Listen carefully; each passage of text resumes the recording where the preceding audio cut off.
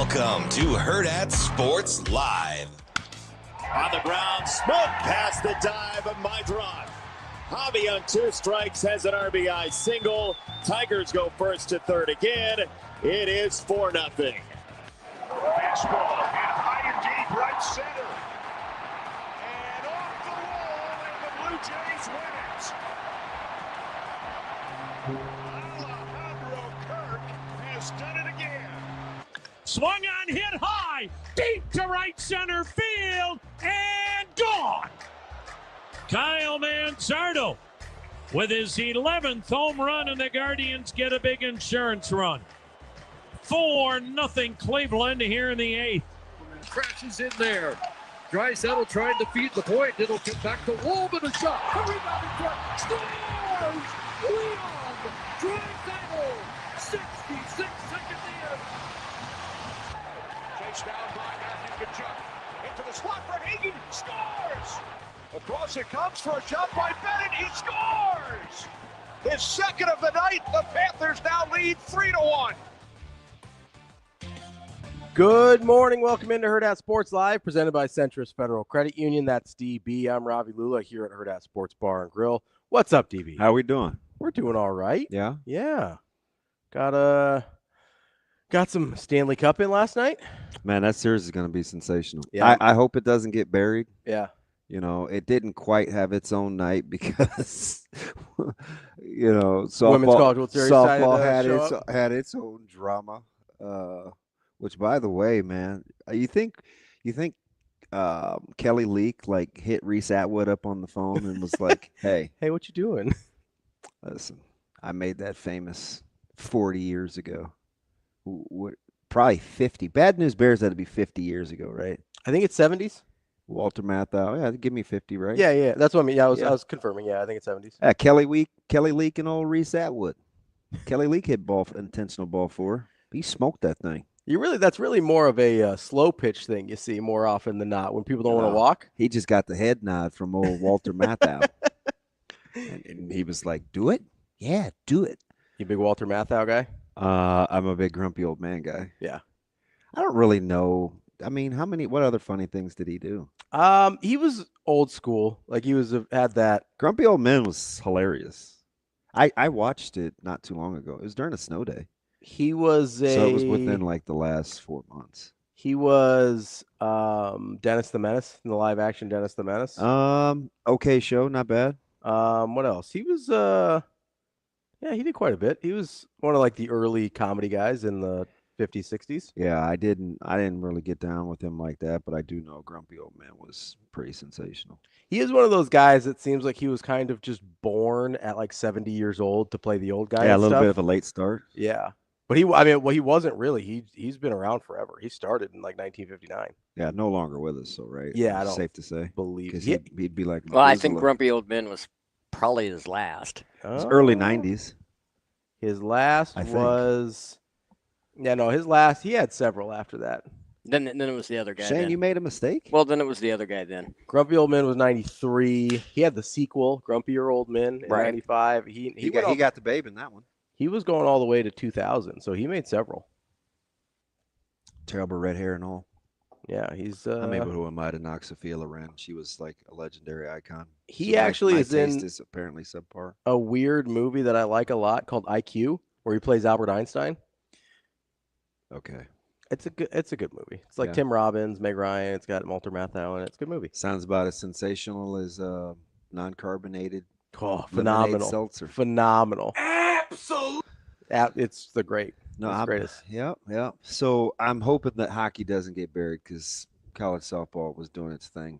Yeah, I had the split screen going yesterday, and it was the multi-view. It was it was one YouTube of the actual TV, choices, which I was happy about. Yeah, because then I didn't have to go downstairs and go down and watch both TVs. Make sure I could just watch it in my room. Yeah. I'm trying to see like when the Dodgers might actually get it going again too. So that had me a little distracted. I mean, are you worried about the Rockies coming up on their tail or what? No. So the Dodgers have. I better double check this before I just spew a stat. I mean, why don't you guess it first? Because I want to see if you're right. The Dodgers have as many wins since May 16th as the Rockies do in total. Ooh. That is incorrect. Okay. The Rockies are up to 12. The Dodgers have 8. Yeah. Dodgers have 8 wins since May 16th. That's only like 2 weeks. You're fine. You're 5-5. Well, they're 8-10. Since then? Yeah. Yeah, they've been running about 500. It's not good. I mean, it's funny. Like It's not good. You're right. if you're a loser, you say things like, "Oh, they've been running about 500." That's not good. I mean, if I could get the Red Sox to run 500, I'd be thrilled. Yeah, you guys would be fine. No, they're not going to be fine. That's a bad baseball team with no bullpen, and they refuse to call up their stars because they're cheap, even though they got more money than God. Well, apparently the Blue Jays act like they want to play. Apparently. This is a nice little come from behind. Don't worry. It's in 4th place now. It's cool. I like it. Yeah, you guys are having a good time. It's not even really like a plummet. It's like a slow slide, slow descent into hell. And I hope they burn in hell. But they will with all their blown saves. What movie? Surprise, surprise. Yes, I hope they die, and I hope they burn. I don't have it. Really? Huh? Pick a random black guy. Samuel Jackson. Correct. Nailed it. And you still don't know the movie? It ain't Black Snake Moan. It ain't Snakes on a Plane. I was gonna say, It ain't Django. No, he talked a little different in Django. It ain't SWAT. It's not the Avengers. I mean, Samuel Jackson's been in a lot of movies, so it's hard. I'm just running down. I really don't have it. Man, one of the classics, A Time to Kill. Oh yeah, okay. That's not in like my. I've seen it, so I knew that it was a thing. It's not like a rewatched movie for me. I think I've only seen it Time once. to Kill is tough to get through. Yeah, I think I've only seen it the one time. If you can make it to the end, though, you may cheer. Yeah, depending on your what side of the aisle you're on. Proclivities. Sure. No, you're exactly right. I know. Your inclinations. No, No. like just your beliefs. Sure. Yeah. Do you remember the movie? Yeah. Well, then it's certainly not proclivities. I don't think that's a little bit of a stretch. I was just trying to come up with a word. Of course you Sometimes I miss. Yeah, so I told Shane coming in here, that might just be how that hockey series goes. Yeah. It is sensational. It is absolutely sensational. What it's got pace. It is. I find myself rooting for Edmonton. I don't know why. You don't want the dynasty? No, I think you stylistically you're I like Canadian at heart. I do want the Canadians to win. Big provincial tax guy? I'm a big they care more about this than anyone guy. Like I feel like hockey to Canada is kind of like football to Nebraska. Big were you a big Chuck Knobloch guy? No. Okay. Not a big Chuck Knobloch guy. So you don't probably get that reference, but he's a Yankee. Yeah, but Knobloch is the overseer of the Oilers. Oh, I did not know that. Yeah, very good behind the bench. Oh. And he's going against a stud too, because Maurice is a legend. Yeah, the I want Canada to get some hockey wins. Yeah. Because it's been 30 plus years. I don't know how much you look at like hockey faces. Yeah. Does Connor McDavid or Leon Draisaitl look like somebody that would be good at their sport? Oh, I've never really thought about that. Not with hockey specifically. Yeah, it's a bad sport to do that with because a lot of those guys. I mean, look at Marchand. Sometimes you're like, the guy looks like he should be making pizzas. I mean, no offense to Matt Barzal. I mean, listen, there's who we know a lot of good who people got that in make a pizzas. nice Cubs Dodgers dig the other day. Yeah, that he trapped me on the phone, and I'm gonna go ahead and remember that. I don't know. No, he doesn't. He looks like he could probably sell me insurance. Right. Or and he is amazing. Maybe do my taxes or something. He's amazing. He seems like he's kind of the guy that grows out a little scruff so he doesn't look so nerdy. Yeah, kind of keeps to. Well, you heard Salim talk about him yesterday. Yeah. And how one of the stars, Kachuk, is like the ambassador, and Connor McDavid. I don't know. I feel like Draisaitl does look like he should play hockey though. Draisaitl. He looks like a hockey player. How fitting that he bookended that thing. Yeah. Menanin and from McDavid on the winner. Then the nightcapper. Yeah. And Shane, I need this thing to go 7, just like last year. They have to play perfect hockey. I mean, I don't know. I mean, if you I will say, if you make a mistake, both these teams will get you. Yeah, and we saw that last night. They'll get you. It's just real. It's just at a really. I'll be curious to see the numbers from this morning. Did softball outdraw hockey? Yeah. Yeah. I do think hockey being on TNT, is she crying again or is that old? That's old. I was getting ready to be mad at her. And listen, she's been good this tournament. I'm all for battling mental health, but we can't be out here crying. Yeah, which that was that was before. Sorry, Coco. Yeah, ease up on Coco, man. Sorry, she's been good this tournament. She's been locked in. Hasn't been fighting her forehand. I don't know what it is about my people, man, but we just been breaking down and hasn't been appealing to her coach in the box, like, help me. So we remember when we were watching the Australian and she was like freaking out. Do you want me to give you the rundown? Yeah, sorry, go ahead. Yeah, Sloane Stevens. Yeah, Naomi. Yep, Naomi. She's the hardest one. Like that one's been rough. And you've got Coco. Yeah. It's like Coco's by far the most successful of the group, but she does have these moments. I'm like, where it gets a little much for her. What is it about my folks? I don't know. We didn't really have that problem with Venus and Serena, though. Kind of Venus. Venus a little bit, yeah. Yeah, Venus. And maybe it was the fact. I don't know if you watched the Will Smith. Did you watch the real one with Dick or Richard? Oh Williams? no, I haven't. Yeah, he's tough. No, I know. I remember coming up. Like I specifically remember. There's a scene in the movie, like the Will Smith movie, where he says this thing that sounds like they wrote it for the movie, but I literally remember the interview at Wimbledon when they're having this discussion, and Venus is in the final or semifinal or something. She's about to win Wimbledon again, and he goes, "Oh yeah, her little sister's even better." I'm like, okay, yeah, like that's a real thing that happened on live TV. That seems like it was written for the movie, and I remember I don't know, in my teens at this point. And I'm like, okay, Rich, all right, whatever. Like, but can I just say something in his defense? Yeah. It's hard not to do. Sure. Just yesterday.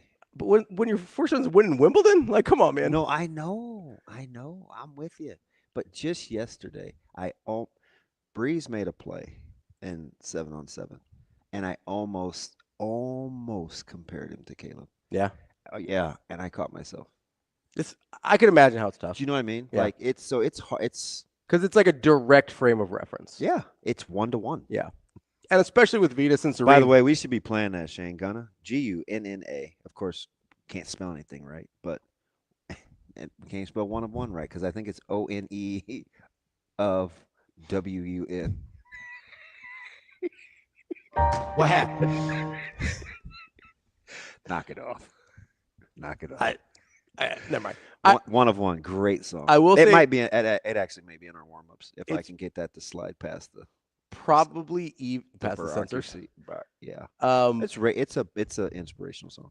I bet I'm imagining it was even harder for Venus and Serena because you see them playing against each other and with each other. So like there's a direct like I imagine Caleb and Micah while they work out together haven't like played together, right? Because there's too much of a gap there. Yeah. But which was intentional. So I really? Yeah, 4 years. Yeah. I mean, Lord's got to help me out, us out at the time. Yeah. Wouldn't get much help elsewhere, but please, if we could time this thing, because why 4? I didn't want them at school at the same time. Why? Because I immediately thought about high school. Oh, okay. You didn't want them in high school at the same time? No. Okay. I did not.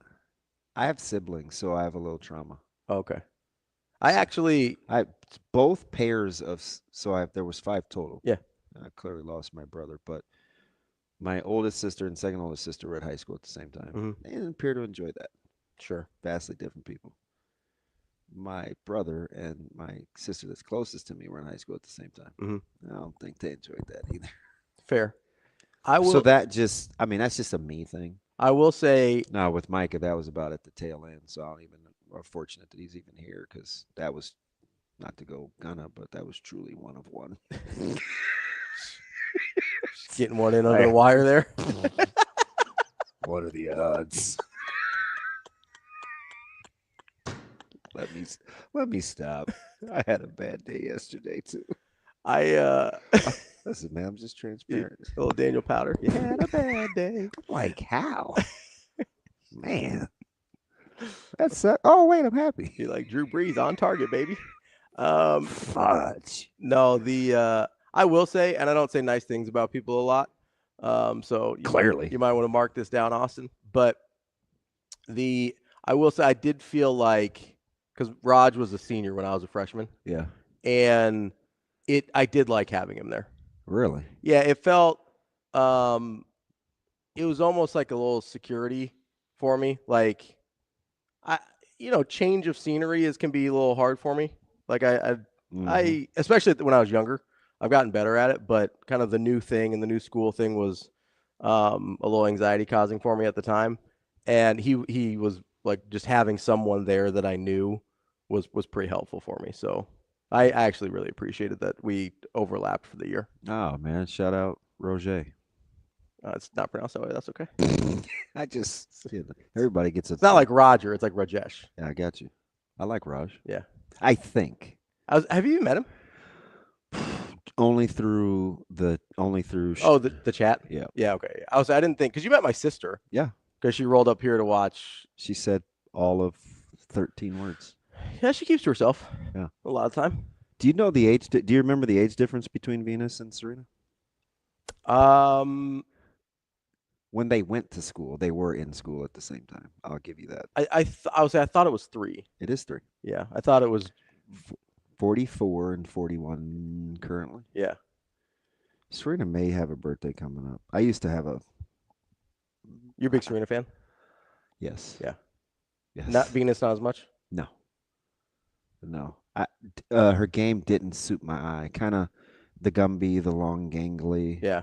I just was not. I liked more of the and Venus was extremely athletic. Right. It's just compared to Serena. It was and Serena was more of a powerful athlete. Yeah. Like it jumped off the page. And Serena's birthday is somewhere around Bud's, so like late September, because they're a handful of days apart. So I think she's late September, so she's going to be 42. Oh, she's actually 43. Is she? Yeah, it is late September. Okay, so she's 43, about to be 44. So that makes Venus 47. Right? 40. They're only like, God, they're close. No, they're 2 years apart. June 17th, 1980, and September 26th, 1981. Huh. They're like really close. Dang, are you even recovered? I mean, I do know people like that. Yeah, I mean, it's not ideal, I don't think. Well, it depends on who you I don't know. I mean, you can't be speaking for. My sister's had 4 kids. My brother's had 3 kids. So like, you learn some things about like timing of things. Not in detail, thank God. But I know that like Ravi famously here, the kid lover. I know like 12 months is per quick. That would be not good. Yeah, that's in school.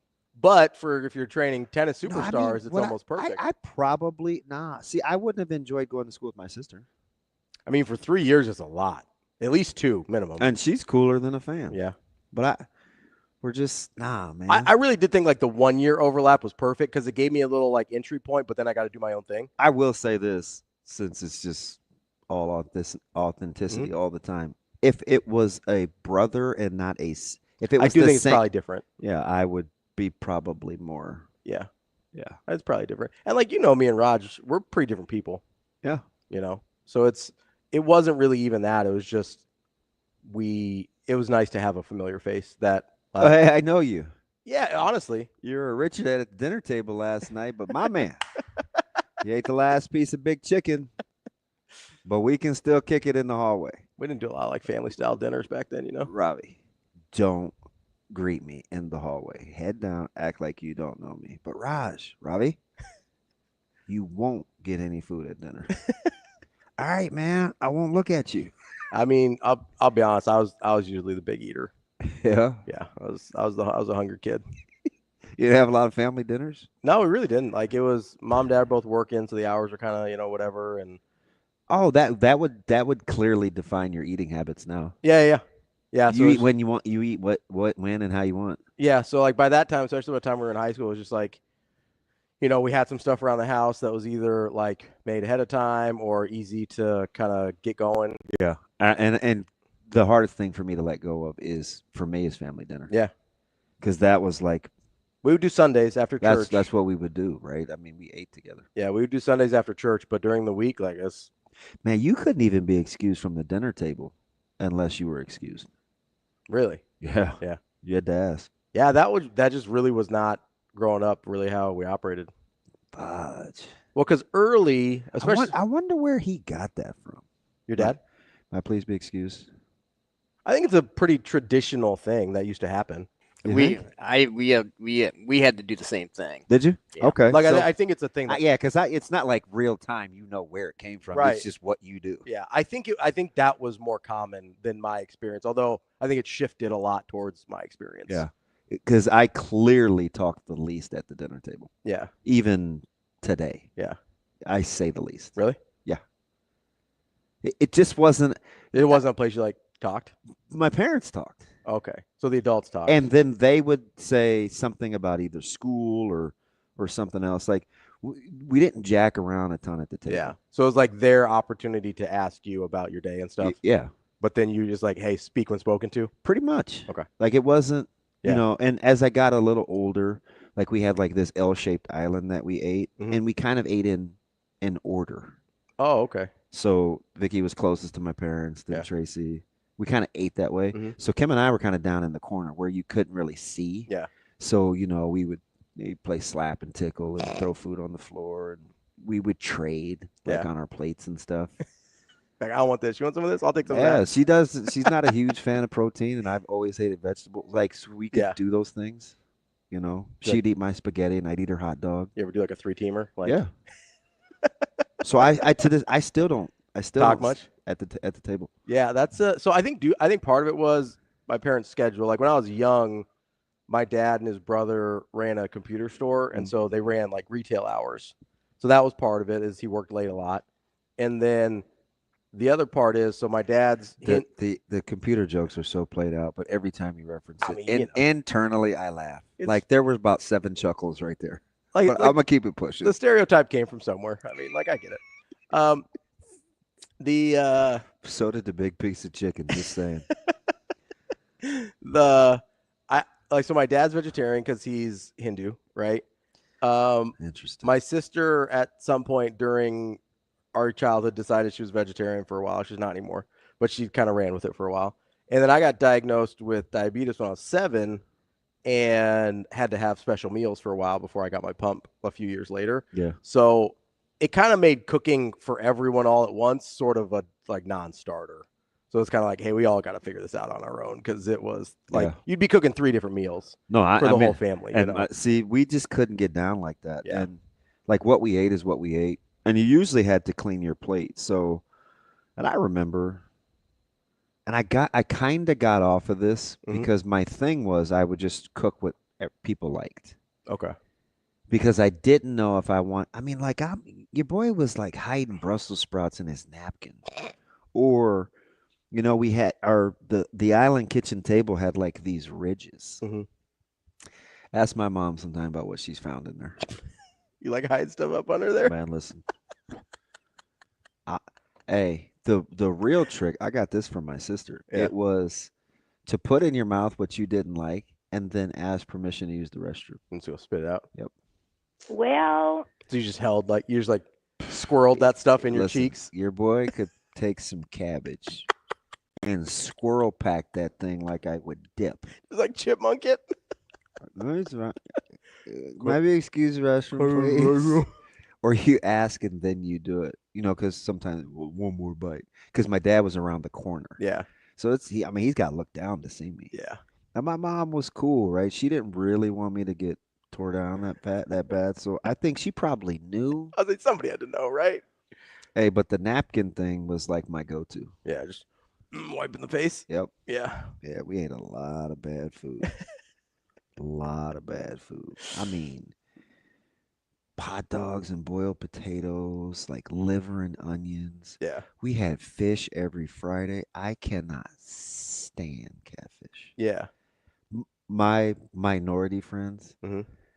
I get crucified for not liking catfish. Yes. I I'm like, don't like catfish either. and it took me a while to get back into eating fish. Like at all. Because it wasn't every Friday, but like once every 2 weeks, we would go down to Joe Tess and get the fish. Mm. And there was water on the floor. I can smell it to this day. Yeah. I can smell it to this day. And for some reason, we ate bullheads and carp. And it's like, now that I know, I'm like, To this day. what were we doing? That's a terrible fish. So, and it's a good thing my barber's bougie. Yeah. Because I'll talk to him about different types of fish that I like. Like, I'll say halibut cheeks or, cod or walleye or whatever. Not even bougie fish, just good fish. And I can only a couple of those he'll even ride with. Really? Yeah. Yeah. I mean, because he's old school, right? I like seafood more than I like fish. I love seafood. Right. I don't have there's not one person in my house other than Breeze that will eat it with me. And even he's kind of out on. No, not us. Listen, man. Like I'll do shrimp, I'll do scallops. Don't get me started. I'll do all that kind of stuff. I almost burned my own house down the other day. I was so mad over how to do this jambalaya. Nobody wanted the shrimp in there. Oh, come on. Nobody likes shrimp in your house? Listen, some genius suggested sautéing it at the end and putting it on top. It's not going to take like the jump. It's not going to taste right. What are we doing? You guys. What are we doing? What are we doing? Kobe said eating carp is crazy. Kobe, have you ever been poor? I think we ate carp was kind of big. Really? Like size-wise. Oh, okay, yeah. But I'm just telling you, we would go to that mart, and I mean, he said, I thought everyone liked catfish. Oh, no, I don't like catfish at all. I can't stand that stuff's nasty. Like, I'm telling you, even the fillets. No, I don't like any. Because I'm not a bone guy. No. Absolutely not. Which is weirdly why I love Chopped when they get fish and they have to get the bones out. Dress it. Like the pin bones. Yeah. I'm like, ooh, good for you. I hate catfish. Yeah, catfish is terrible. But I mean, Robbie, if I like those there are a couple of takes where I'm guaranteed to get ganged up on when I'm getting my haircut. And the catfish one is one of them. I'm just not a catfish guy. So Tim says, he texts me, he goes, I would hide mixed vegetables in the old Sears catalogs I would have to sit on because we couldn't afford booster seats. Hey. Couldn't get up till all the veggies were gone. I need to air adapt that dude. Tim who? He came to the live show. Okay, so me and him are buddies. Yes. Guess what your boy said on? Sears catalogs? Phone books. Yeah. Phone books. That's funny. That is hilarious. Yeah, so he'd hide the veggies in the catalog. I didn't have this. You got to get it. I don't know. That's pretty gutsy. I would say that's Stonesy to like, you got Justin in your seat and stuff. Yeah, the more I think about it, you wonder why I'm traumatized and weird. You would love Tim. Tim is a very good dude. Does he? Yeah. That's so the Sears catalog. You can't waste this. The Sears catalog had like for me like the Transformers and the Super Friends action figures and the jerseys and the Masters of the Universe and like man, that was. I would ask we need to call her, but she would totally like she doesn't always. Anytime we talk to her, she would totally embarrass me. I would lay on the side of my mom's bed, on my back, on the floor. Because she kept the magazines under her bed on her side. Yeah. My dad had the Sports Illustrated, the Sporting News. He's a big magazine guy, which is weird. That's kind of where I got it from. Yeah. I would lay on my back and read. Just read the magazines. Yeah. And I'm sure she's probably like thinking I'm in like, the women's modeling section or whatever. And you're just like Transformers. I'm like, Mom, this is 1980. Those look like tank tops. I'm not interested. But... I can't believe I just said that. Why do you let me tell stories? Are you kidding me? This is exactly why. So I look at the toy section. I can't believe you put veggies in there, though. So you know what's funny? Speaking of, I'll give a little similar story. So my mom knew I was obsessed with sports my whole life, so she would try and help me out on little things that we could afford or whatever. So every once in a while you'd get a deal on Sports Illustrated for kids. Yeah. But Sports Illustrated for kids didn't have enough sports in it for me. It was too kiddie. Justin knows. And even as 7 or 8, I wanted real sports stuff. I was like, Mom, this is terrible. So she got me real Sports Illustrated, but she'd go through them every time they came in the mail and rip out all the swimsuit ads. Yeah. Oh, Not my son. You're not going to be corrupted. Exactly. It's like foosball. It's the devil. And I didn't even care. I was like, I got the good Sports Illustrated. I don't even care. Hey, Shane, but that was the deal. And she told me, she's like, I'll get you the real one, but we're not rocking with. You'll never see the swimsuit edition. And she's fairly pious, right? Yeah, she is. She's very religious. Yeah. But like, she's like, you'll never see the swimsuit issue, and I'm tearing out any ads. Listen, Mom, I'll stay right here. You can watch me. I'm going straight to the toys. Yeah, I was like, I literally just like. We had that. We had Montgomery Ward. We had Sears. We had JCPenney. I'm in all of them. Yeah. But Shane is right. He said that's funny, coming from a guy that's been on Diners.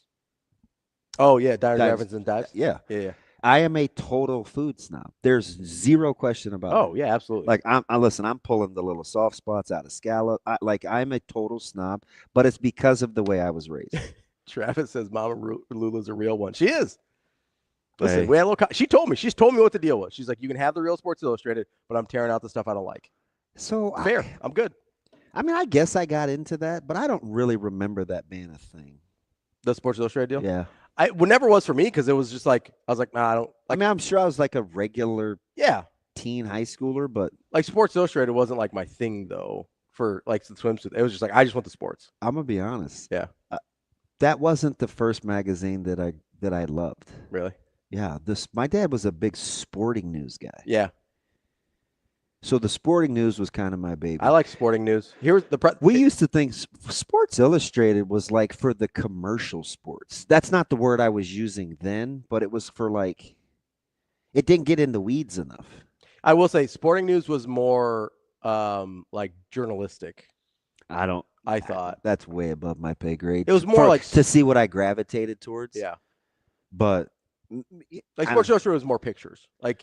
Yeah, man, maybe that was sporting it. news was you know more what I use? You know informative. what I use Sports Illustrated for? What's that? My collages in school, because it seemed. Oh like yeah, they had good pictures. During when I was going to school, the only art projects we did were collages. Yeah. So you're like cutting out the cut out pictures, some pictures, like using the glue stick to put them on the thing. Yeah, man. Yeah. Shane, that's funny. That's exactly. I eat exactly what I want to. You know, it was a game changer. And there's so many things I won't touch now because of I don't go. The only time I go near boiled potatoes is if I'm going to mash them. Yeah. I don't do the tomato sauce. It was drizzled over hot dogs and potatoes. I'm not doing that. Yeah, that sounds gross. The homemade pizza out of the skillet with the thick crust. That's one of the reasons I don't like pizza. Oh, my mom would make those. Yeah, horrible. I didn't think they were terrible, but. And they could eat it for like 3 days because they were these big squares, and she'd make the dough. Yeah. There were green peppers and onions. It made me nauseous. Yeah. So do you know what I do now? What's that? I blend green peppers and onions. If I need the it's childish. It's childish. Don't care. All these recipes I make. You need the Trinity. That's fine. We're gonna blend it up. I'm not gonna be able to chew it. Saute it. I got a little hand bullet. Yeah. I dump it right back in. I'm dead dog serious. You know what's funny is when Natasha makes something for my mom, because my mom doesn't like. She likes the flavor of onions. She doesn't want to bite one. Yeah. She'll do the same thing. She'll put them in a blender, blend it all up. I'm zero texture. I'm a 50-year-old puree kid. Hey, you got to do it. Honestly, do you know I cut my onion up all at once? You know what you could say too? All at once. It's in a Tupperware container. Like you buy them and then cut them up. I buy the whole onion. Oh, okay. I'm not a guy that's gonna when something calls for an onion that I'm gonna cut it up every time. I get the onion and I cut the whole thing at one time. Yeah. And I just go back in and get it. That makes sense. Only downside is for space in the drawers. You got to see it. You'd be the least surprised person ever. It's like super OCD organized. Yes, it is stacked by order of how flat it is, and then the frequency of the usage. That makes sense. So, because in my house, apparently, if you can't see it, we don't have it, so we go out and buy it. So you have to make sure everything is visible. My pantry, it has more depth than we use because anything behind something will never be seen in our house. Doesn't exist. Guaranteed. Out of sight, out of mind. Never be seen. We have 74 packs of beef sticks. Say, stop buying beef sticks. We have more. And the last couple times I've been getting them from like actual butchers. Yeah. Leave the store-bought stuff alone. This stuff right here is legit. Yeah. Stop doing that. Also, the store-bought stuff's going to last a long time because they got all this stuff in it, you know? Man, listen. You know, I'll take it. You know what I'm saying? I don't even know how we got. Did I used to use a glue stick? No, but I did used to eat glue. Maybe that'll explain some things. We didn't have glue sticks. You know that wasn't a thing then? No, we had the thing that you squeezed and it looked like it came out of the tip of a paintbrush. It was liquid. Oh. So you know how the pencils you could buy an eraser and put on a pencil? That looked like the tip of the glue, and we'd squeeze it, and you could just do the lines. We didn't have a glue stick. Oh, really? Yeah. I didn't know glue sticks were like a more recent invention, or at least they weren't as common. Well, and then, I was going to school when they had the green scissors for left-handers. And then we had those. Oh, really? Yeah, we had lefty scissors. Dang, I thought by then everybody was all PC, and everybody had to have the same scissors. No, we had lefty scissors for sure. I remember them. So with the little curve thing? Yeah. Yeah, that was weird. And then you were high class if you had whiteout. Yeah, whiteout was new. Your boy didn't get whiteout until probably freshman, sophomore year. Really? Yeah. We just used pencils. Like we and remember the tape? It was really cool when you could get the tape thing. I do remember that. Because it was so hard to write over the whiteout. Yeah. But then the tape thing was looked like drawing on sandpaper. Yeah. I'm like, I know you can see I made a mistake. Yeah, I'm not fooling anybody. Special. Right? Ain't that special? Oh, man. Travis says, no, the lefty should be shamed for their wrongness. I think that was a thing, wasn't it? No, lefty scissors were a thing. No, there was this thing that went this. Oh, along the stigma that went for whatever the reason. My dad didn't want me to be left-handed. I know a long time ago, and he's left-handed. I don't know how long ago, but like back in the day, people did think left-handedness was like from the devil. Like I'm talking like a few hundred years ago, so I don't know if that's just a stigma that sort of left, like sort of hung around. An old wise tale. Kinda, yeah. Yeah. Or maybe it is from the devil. I don't know. I haven't talked to him about it. And we got this from Connor McDavid. How? That's a good question.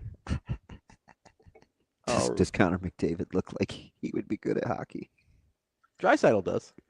I think Draisaitl looks like a hockey player. The better question is, would you swing at an intentional ball for? Depends on the context. If you're Reese Atwood, you swinging at that thing? Probably not, no. She had been getting handled, too. If there's in a real game situation, I probably would not. Do you know? Unless we're up by like Kennedy, she's the first pitcher to throw every pitch in the postseason since 2019. Really? First pitcher since 2019 to throw every pitch for her team in the postseason. That's wild. It's incredible. Yeah, that's getting after it. Gonna be a heck of a series. Yeah, we'll see how that goes. I felt like I was. Speaking of which, I was rooting for Texas Tech. Isn't that weird? We speak them into existence. Apparently. Roll on with Venus. Yeah, she was doing some commentary for him. Well, I know that. Yeah. But it just so happens are we still on that channel? Yeah. That's unfortunate. We got Coco coming up. Listen, we're in the semis. I'm afraid to say this, but I'm going to. What's that? Go ahead. What happened? Do you know why? Okay. Go ahead. No, let's get into it. I'm like so shallow. Why don't you like Coco? I hate the name. Oh, so you weren't a big Crisp guy either. I hate the name. Out on Covelli. Just don't play into it. Okay. Is that bad? Is it black thing? Yes. Okay. All right. Is that bad? Yeah. Not that I wanted to be named Ann, but I'm just saying, like, shout out to all the Anns. I'm just saying. My name is Margaret Goff. Why you had to change the voice? I don't know what Coco sounds like. Is that not Coco's voice? I come by it honestly, though. I'm just saying. Sometimes I would have some white friends, and I would be the Cocoa Puff in the bowl of milk, and it was a little bit of a joke. And then one summer, again, I have no idea why I'm telling you this. I would infamously and famously never wear a shirt outside. Okay. I want it to be dark. Sure. Right? Just going through a phase. My brother traumatized me. Oh, no. By making up a song calling me Blackback. A whole dance. Like he was part of the single version of the Temptations. guaranteed to cause a fight. He'd be like, black back, da-da-da-da-da, and he did the whole spin and the pirouette thing. And I would lose my mind. Okay. As a kid. So it has a backstory. I'm glad we're in a tree of trust where you could just laugh at my trauma. What does that have to do with because what does that have to do with Coco? I don't like names that reference color. Okay. I mean, shout out Whitey Bulger. Like, he was a bad dude until he got dealt with in prison. But I'm not a Bulger over Ford. Impact in terms of what they did, Team Bulger. Oh, I mean, Whitey Ford was legit. I'm stunned that you went to the murderous bad guy instead of the very normal pitcher.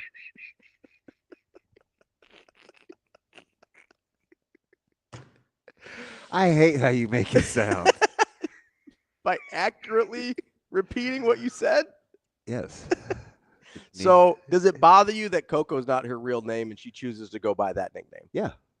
Because her name is Corey Dion. Yeah. So if it was Corey Goff, you'd be cool? I'm not. Listen, who am I to judge? I'm telling you what bothers me. I'm not putting that on you. Admittedly, I am coming out of the back end of some trauma. So what would be the Indian equivalent? Red. Other Indian. Oh. Bro. Good Lord.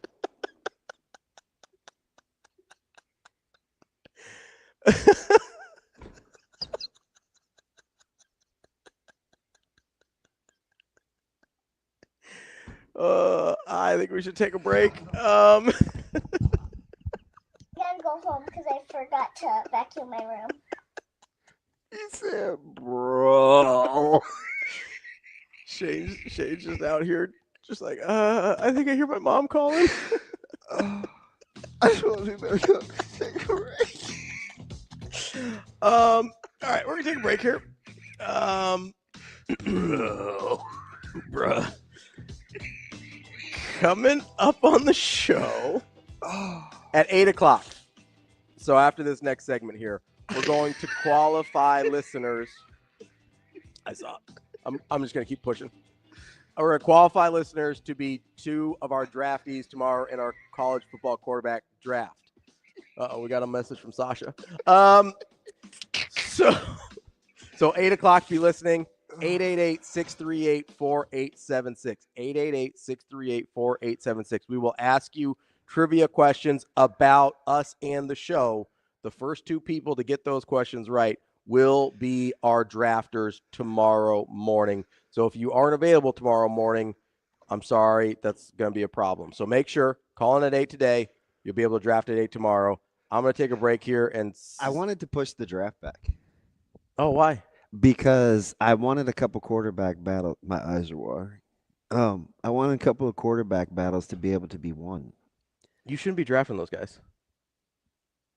I think you got to know something at Ohio State. Yeah, but that's okay. That's part of the gamble. All right, fine. You pick which Ohio State guy you want. Pick which Michigan guy you want. That's part of the fun. Fine. I got Tim all set up to go tomorrow. We're going. All right. It's gonna take a while. Yeah, I know. I told him to expect a long segment. Okay. So I think we're ready to go. All right. We're in. Tim's in. I'm in. You're coming with me. We're gonna get some listeners in as well, assuming that we come back from this break. It's Hurrdat Sports Live.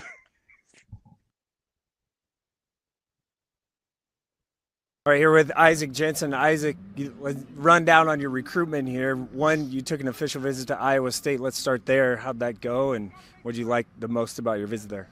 It was great. My family loved it. I loved it. And the thing I liked the most is just spending time with the tight ends and seeing what it's like a weekend in their shoes and seeing if I'll fit in, and that's the way I felt. A lot of Iowa State, I guess, attention to Nebraska this year. Does that kind of weigh in a little bit on your decision? I mean, teammates going to Iowa State. I mean, obviously it'd be pretty cool to play with Jet and AJ and live with them, but I'm just going to do what's best for me, and if it is, then it is, but if it's not, then I'm not going to put myself in a position to not succeed.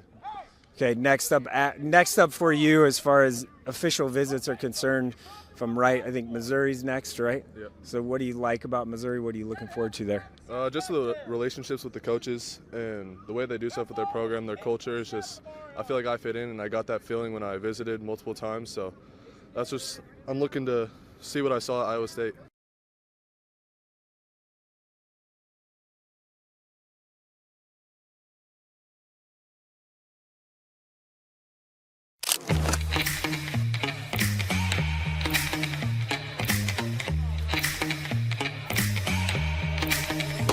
Give me that cheddar, getting Rico.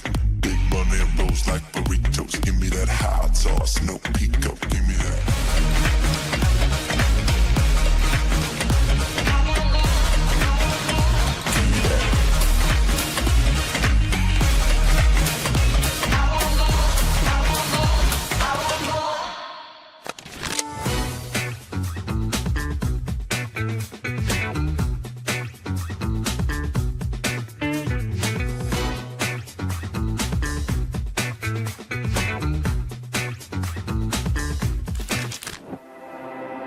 A successful financial future is built one coin at a time. Whether you're just starting out or a seasoned saver, we've got the financial resources and team of experts who will be with you every step of the way. Centris Federal Credit Union. We are where you are.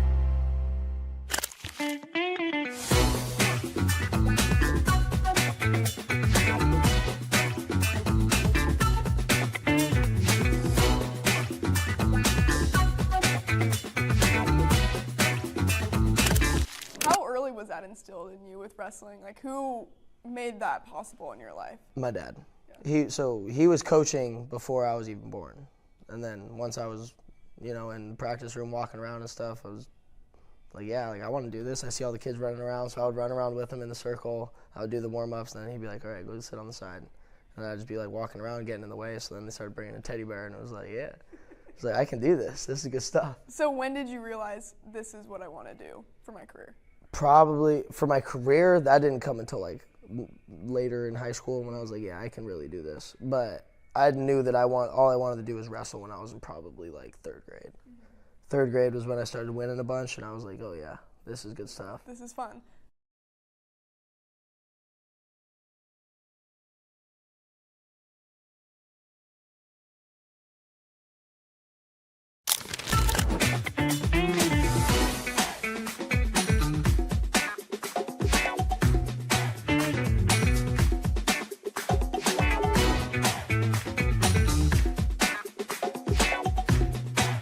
At the Oscars tonight, as we do have Westside head coach Paul Manji hanging out with us. And coach, obviously a big night for Omaha Westside football. You get some celebration for some of your premier athletes tonight. What's it like just to come to this moment here at the end of the school year and to be able to celebrate some of your team and the achievements they have, especially on the individual side? Yeah, we've been lucky enough the last couple years to be here, and it's a great honor. It says a lot about our school and especially our players. So being here and representing Christian and Xavier Watts and Westside High School is something to be very proud of. We're excited to be here, and we think it's going to be a great night.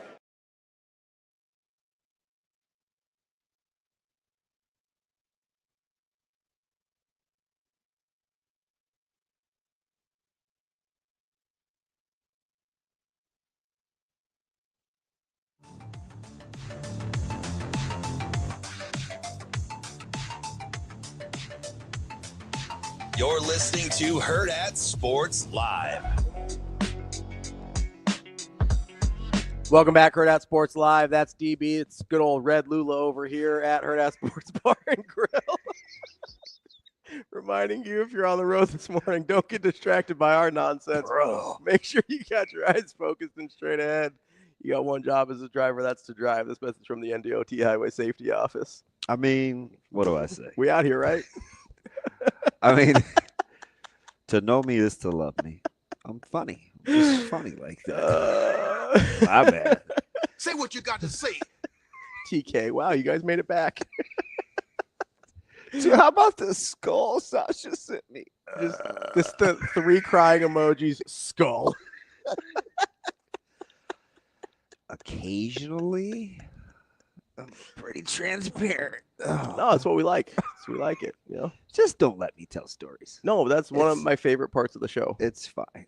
I think it's other people's favorite part of the show too. We just move on. We like the storytelling. I can't believe other people sit on magazines and phone books, though. I don't feel so bad. Oh, yeah. That's the only reason I teased you about needing something to drive on, Shane. Because you did it when you were a kid. Because I did it when I was a kid. So you know what's funny? We always had booster seats, but they were given to us. I was like, oh, fancy pants over here with He the probably seats. took them from. You jacked them from Ponderosa or Bonanza. No, or they came from. They came. They He came. did. He knows he did. They came Stole from, from the church. aunts. Well, they came from aunts or uncles and Yeah. with older cousins and all that stuff. So when they outgrew them. No, this dude was going to Bennigan's jacking booster seats. Stick it under your shirt. Hey, where'd you get the plastic curb ones? I didn't know they sold those. I did have a plastic curb one. It was yellow. Well, you didn't get that from old aunts and uncles. That came from somebody's restaurant. I don't know, but I had it forever. Do you know one of my grocery stores had 65 plastic baskets stolen? Really? Yes. Why? Because people steal. No, but like, what are you going to use 65? Apparently, they would like fake that they needed something and walk out with the groceries. Oh. Yeah, there was like 2 months where you couldn't get a basket in this place. Well, Walmart had to put the alarms in them. Really? Yeah. It was a thing. It was a thing during COVID. So, during COVID, it was a listen, thing. Do you know who can't relate? Rich guy over here that doesn't grocery shop because he buys a meal for the day. No, so we do grocery shop sometimes. I will say, so a lot of my grocery shopping is done at Costco, and they don't have baskets. It's just all carts. Yeah. No, but I'm trying to figure out. I'm laughing at the chat. I had to stop because I'm gonna get myself in trouble because they just keep gassing the fire. Hey, Wyatt, dear God. Dude, he's terrible. He goes, it's Steph Curry part Indian. You can't. I wish Wyatt, like I would claim him. I already tried to. I'm just telling you. You start messing with these guys, we will never recover. No, I'm trying to figure out like what. Hey, Joe asked he asked a good question. We are still working on the app. Yeah, that's a good question. We are still working on the app. Because he drives. Yeah, I know. And we are trying to help the people out in the car, Joe. I promise. We really are. Well, where are you going, man? OKC again? No, Tulsa. He's a Tulsa guy. Oh, is he? No, he's got a new project going in Oklahoma. Nice. Yeah, Joe, I promise we're trying to help you out here. We had some hiccups, but we're working on it. Why is he the only one you're like actually sincere with? Because I very badly want to get a live option for people in their car. Got you. Like that's a thing that I'm serious about trying to get done. Travis goes, we don't tune into the show because y'all are normal and sane. We're here for the unhinged. Fair enough, Travis. I feel like I do know our audience in that way. Oh man. Back in Stevens goes back. Is he being honest? Back in 1968, my dad made booster seat and had to install lap belts. Were you falling out of that thing? Wow. Jared's got a great Costco t-shirt. All carts, no baskets. Dude, I'm telling you, dude is low-key funny. Like dude is funny. Oh, Kenny brings up another good whitey, Herzog. I hated St. Louis during that stretch. Fair. Because they were ruining the Dodgers postseason. Fair. I was like torn over whether I should still try to mimic Ozzie Smith. Oh yeah, you do love Ozzie Smith. Yeah. I was so childish. I would walk around, not to go back to the old Animal Farm and the pigs thing, but I would walk around with again, I'm in the tree of trust. Yep. I would walk around with my thumb on my nose like this to mock Willie McGee. Because Willie McGee looked like he could inhale about whatever he wanted. Look at Willie McGee's nostrils. You could park a goddamn car in there. And I would walk around like, yeah, you're right. Like, I know. I'm Willie McGee. I'm Willie McGee. And I'm just a total child. Like I'm running around. I mean, you were actually a child, so I'll give that a pass. I was. Also, knowing what we know about the 80s in baseball, like that probably was useful to him.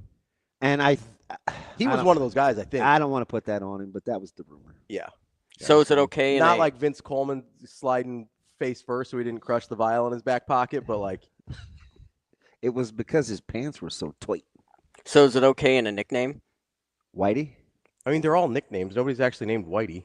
Sure. I don't think. I never called Jason Williams White Chocolate. Yeah? No, I just called him J. Will. Did you call Kobe Black Mamba? No, Mamba. Okay. That's why I was asking. I'm dead serious. No, I know. I'm trying to think of other ones. I'm trying to think of other nicknames. I know some people call Jordan Black Cat, but I don't really think that was a thing. You know anybody named like Negro Smith or like I don't know what I don't know anybody. Why? I'm only laughing because he's laughing. Why is that funny, Shane? I'm not laughing. Which word was funny, Shane? I wasn't laughing at all. I was just saying, Negro wow. Smith for 2. I just said, wow. Wow. Like layup or a jumper. Wow. Hey, Cocky Henderson. Like Caucasian? Nobody's doing that. Oh, except Asian White, apparently. Anyway, it's fine. Jiminy Christmas. I'm imagining somebody that played in the Negro Leagues using that as a nickname. Yeah. And I don't know that person exists, but it seems like a 1930s baseball player. No, hey, good pull, Caden. No, Jimmy Black was just Jimmy Black. That was his name. Yeah, like that's his government. It's not. They're not going out of their way to nickname it. No, Jimmy Black was a stud. So like the Coco kind of falls. That's a great pull. In between though. I'm not mad at Coco. I'm just telling you. You seem a little why mad at Coco. The emotional issues that she sometimes has are exacerbated in my head on what drives me crazy about her because I go back to the Coco thing. And I admitted it's a little petty, but I am trauma. If I called my sister right now, she'd probably answer. She occasionally listens. She could do the dance. She knows the lyrics, the tune. Like when they would team up on me, they would do it together. Yeah. It was like 2 of the 4 Temptations. I'm dead serious. Who are you? Don't be. Who are you encouraged by? Wyatt. Dude, I'm telling you, you don't understand. When I tell you, you cannot pay attention to Asian Wyatt, you can't. He's naughty. Look at the thing on the screen right now. Look at the comment on the screen right now.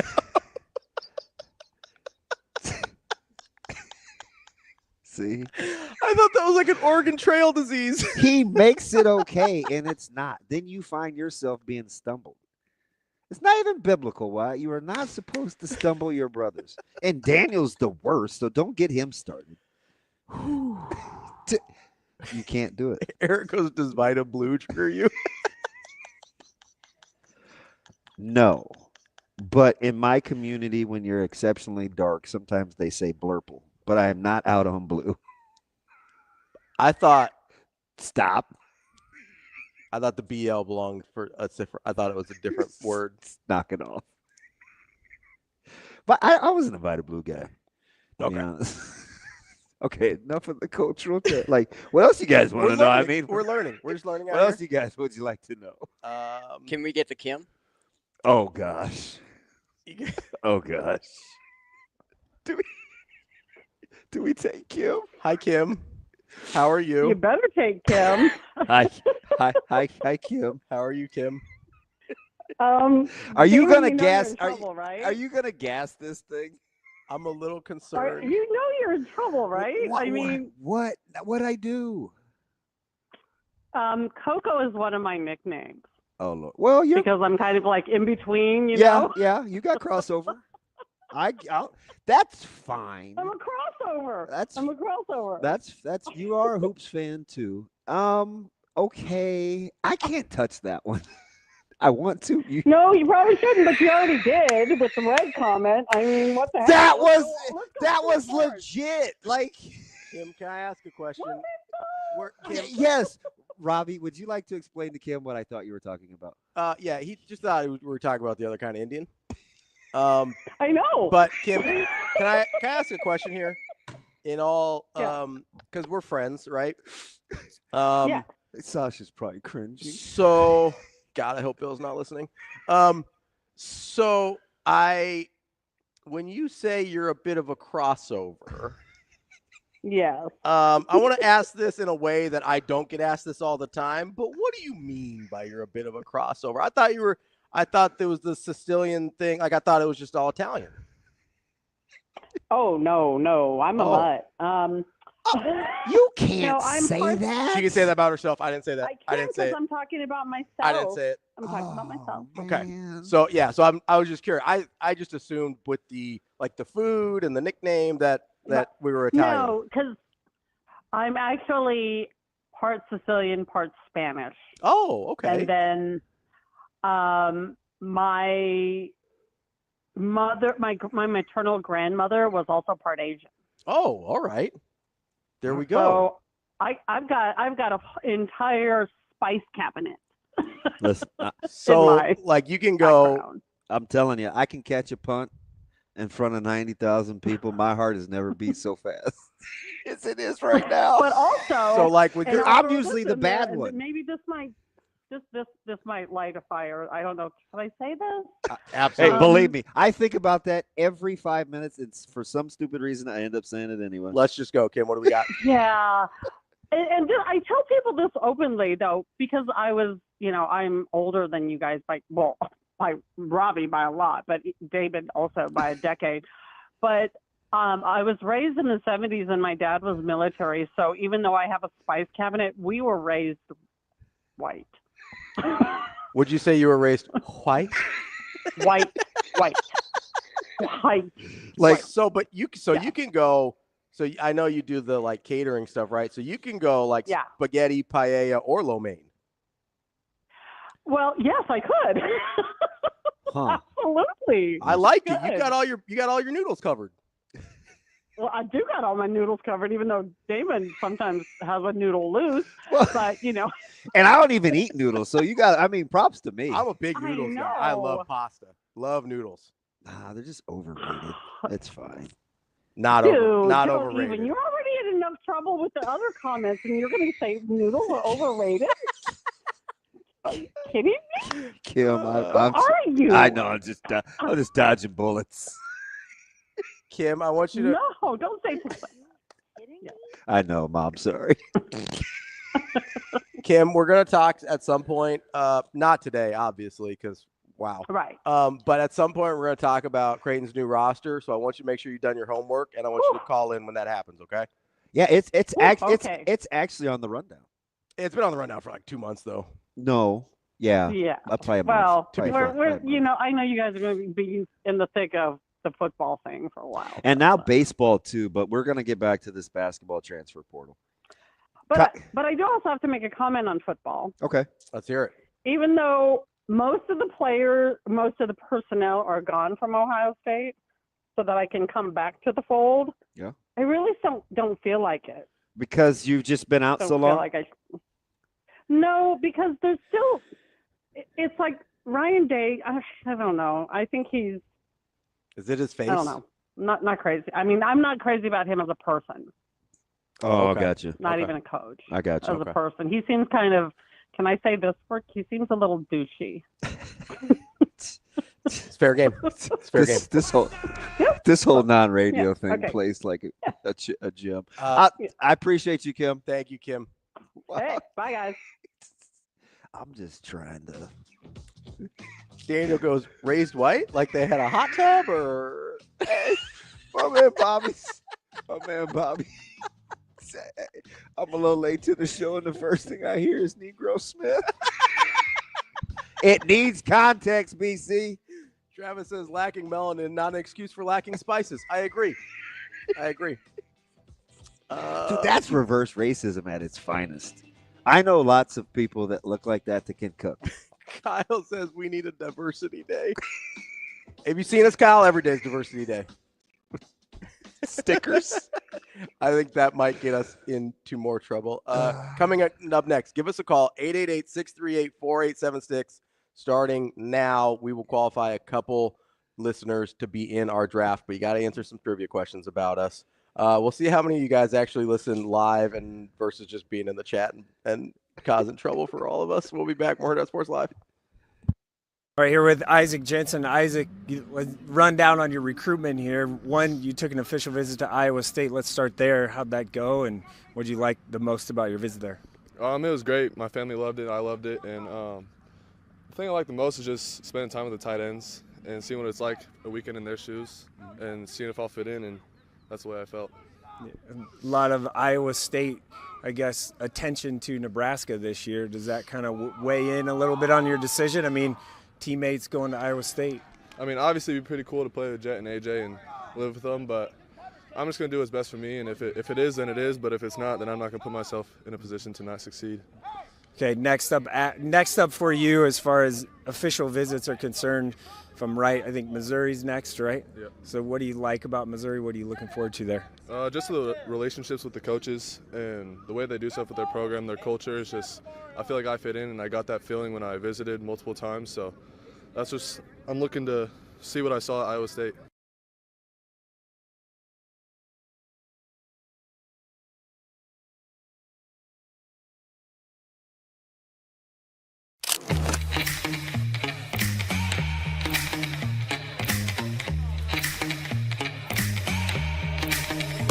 Give me that cheddar, getting Rico. Big money rolls like burritos. Give me that hot sauce, no pico. Give me that.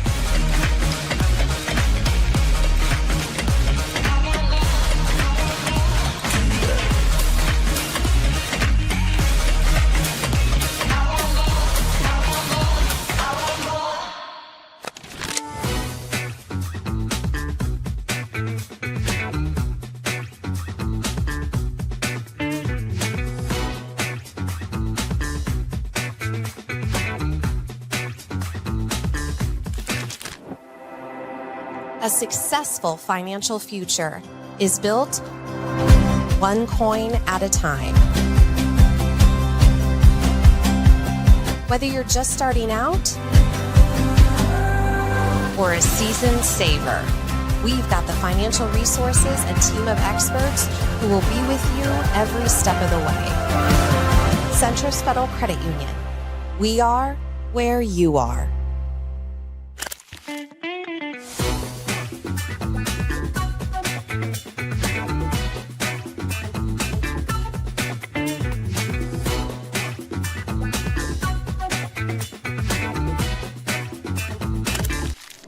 Was that instilled in you with wrestling? Like, who made that possible in your life? My dad. Yeah. He was coaching before I was even born, and then once I was, in the practice room walking around and stuff, I was like, yeah, like I want to do this. I see all the kids running around, so I would run around with them in the circle. I would do the warm-ups, and then he'd be like, all right, go sit on the side, and I'd just be like walking around, getting in the way. So then they started bringing a teddy bear, and it was like, yeah, it's like I can do this. This is good stuff. So when did you realize this is what I want to do for my career? Probably for my career, that didn't come until like later in high school when I was like, yeah, I can really do this. But I knew that all I wanted to do was wrestle when I was in probably like third grade. Third grade was when I started winning a bunch, and I was like, oh yeah, this is good stuff. This is fun.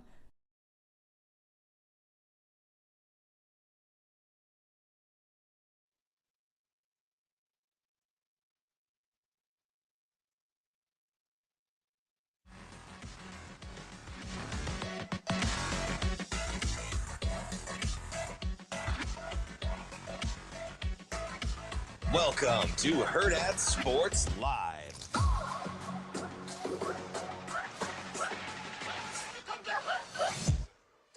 Welcome back, Hurrdat Sports Live, presented by Centris Federal Credit Union. That's DB. I'm Ravi, Lulla here at Hurrdat Sports Bar and Grill, reminding you they've got new summer specials. Make sure you come here, check them out, whether it's the Chicago dog, whether it's the summer drinks.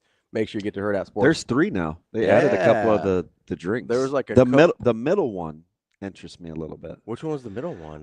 It's just how my memory works. It's second from the bottom. I saw it. I'm trying to remember the name. It is it's not the coconut one. Was it a breezy one? Yep. Yeah. It sounded good. That one interests me. And there's like a coconut teeny, which didn't sound like it would be up your alley, but out on teenies. Coconuts? Cocoa. Oh, yeah. Well, sure. Yeah. Out on coconuts. No, I actually do like. I don't want to make it seem like I'm not cheering for her. I'm less patient with her. I do. The emotional stuff bothers me more than the name. And this is a guy that's had a few nervous breakdowns, right? So yeah. I should be. I mean, I think we want I've had one outwardly. I may have had so many episodes. It's like internal, you know. Hey, why are you still in the closet? I don't know, man. I'll be out next week. Just give me a minute. No, it's yeah. There's new drinks. There's new food. Make sure you make it out to Hurrdat Sports Bar and Grill. All right, it's time to qualify some listeners for our draft. Appreciate you guys that have called in. We've got TK. First time, long time? No, long time with TK here calling in to see if we can get a trivia question answered. Are you looking at the questions, DB? I am. Okay. I don't want to read them. No, I know, but do you have one that you like? Shane's. Okay. Yeah. Which one about Shane? The fingers. Okay. TK, what does Good Damon morning. How are you, bud? Hi, TK. How are we okay for you this morning? Are we a little much? Yeah. Yesterday was not good either, or the Perfect. day before. You guys are the lightest part of my day up until I get home from work, so it's perfect. I just don't understand why he lets me storytell and do these things because it never Because it drives ratings. it never it never ends up well for me. Because I'm in show business, DB. You like money, don't you? Yeah, I do. Actually, Well, there you go. It's a real fine line between driving ratings and never being allowed on air again. Dude, there's so many funny the cold, like, I don't know if you're watching Johnny the Pig, but the cold spaghetti thing as a side dish and asking how you make potatoes, like, that stuff is funny. Yeah. Like, if you don't take yourself that seriously and you can have a do lot of fun. life, it's fun, right? You It's have a lot like of fun. I'm in tears over I the think spaghetti as Johnny- a side. Johnny is the funniest in the stream without being like overly vulgar or anything. He's else. a menace. You have no idea. He lays in the cut, and he just says stuff that like He's sniper. Just is sniper. objectively funny. Yeah, he is a menace. I was I was trying to get him some bacon because he was at Pisons and we had parent meetings at Westside. So I sent Vers a message, and clearly Matt was mad at me for asking him to be the middleman because he wasn't at Pisons. And I was telling Johnny, I was like, hey, man, I'm trying to get you this stuff. And it wasn't like, oh, man, appreciate you looking out. He was like, just Vers knows me. Just like tell him it's me. He basically was like, just tell him it's me. He'll get it, or he can get it for me. You didn't have to go through all that trouble. And I was like, damn, man, I didn't know. Like, I'm just trying to look at. But even in him telling me that, he didn't mean it like he knows me. Just tell him. He meant like you didn't have to go through all that. Like, just I'm in here, right? So it's his delivery. It's his delivery. It's definitely his delivery. All right, TK, we're going to ask you a question. If you get the question right, you get to be part of the draft. Are you ready? Yes, sir. What does Damon refer to Shane's fingers as? Little sausages. There you go. Little sausages is correct. We also would have accepted Vienna sausages. That is correct. TK, congratulations. You are part of the draft. I already have your number, so I don't need to get your info. So you will be part of the draft. You need to be available tomorrow at 8 a.m., though, okay? Okay. I will work late tonight. My man, let's make it happen. You can prosecute people later. Okay. TK. We'll see you guys. All right, Appreciate it, TK. All right, next up on the list is our – hold on, before we get Kyle on, which question do you want for the Kyle? Let's go with your school. Okay. Kyle is up next. Kyle, how we doing, buddy? Kyle, you there? Yep, there he goes. I'm here. There he What's is. up, Kyle? How are you? Oh, just dropped Little Red off at the daycare. That's what we call him. That's the color of his hair, not what DB was saying. Oh, so he's like DB. He's ginger. They're part of the group He's now. hey, you can come to the cookout, KB. You're in. He's part of the family. Hell yeah, I've always wanted that. Wow. This is Kyle from the chat, right? Yes. Okay. Oh yeah. For I'm sure. just making sure. I mean, come on. I'm just making sure. All right, Kyle. Are you, first of all, are you available tomorrow at 8 a.m. to be part of the draft? Yes, I would be. Perfect. All right, so I'm going to ask you the question. You get the question right, you are in. Are you ready? Well, ready as I'm going to be. All right. What is the name of the school that I both played and coached at? Oh, man. That's a toughie. Yeah, it's a small parochial college, if I'm correct. It is, and it no longer exists. I'll give you a guess. It's local here to Nebraska too. That's it for clues because we have to be careful. Yep. The only thing coming to my head is something simple like Nebraska Christian, but I'm sure that's wrong. You nailed it. Nebraska Christian College. What the world? Yes. That's it. You got it. That's the most KB thing ever. I have no idea what it is. Oh, you're right.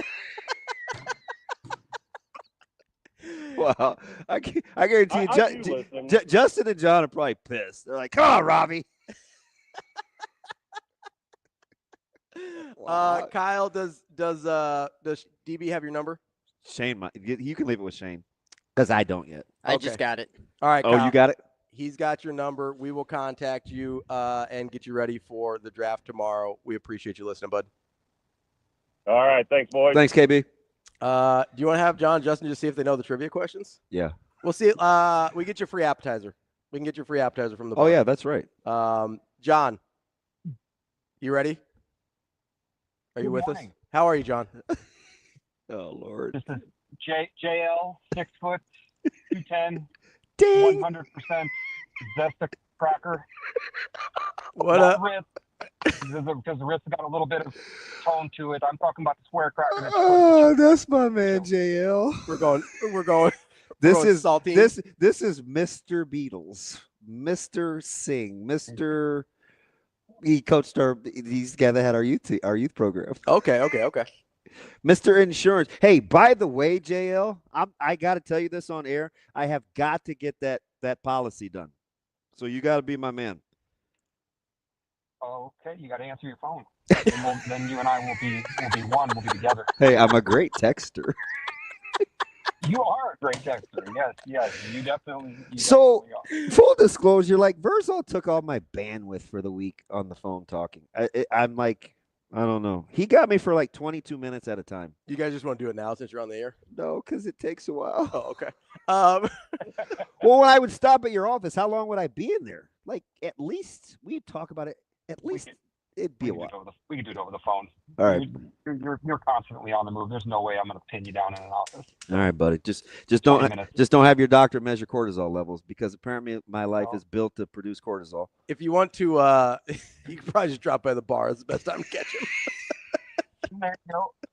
Well, I flipped on the show this morning, and the first thing I heard was N-word Smith, and so I figured. Oh, you can say Negro. I was gonna say N-word Smith and Negro Smith are very different things. We were just going, John, and you know me. Like it's just, this show is going. I wasn't even gonna say that one.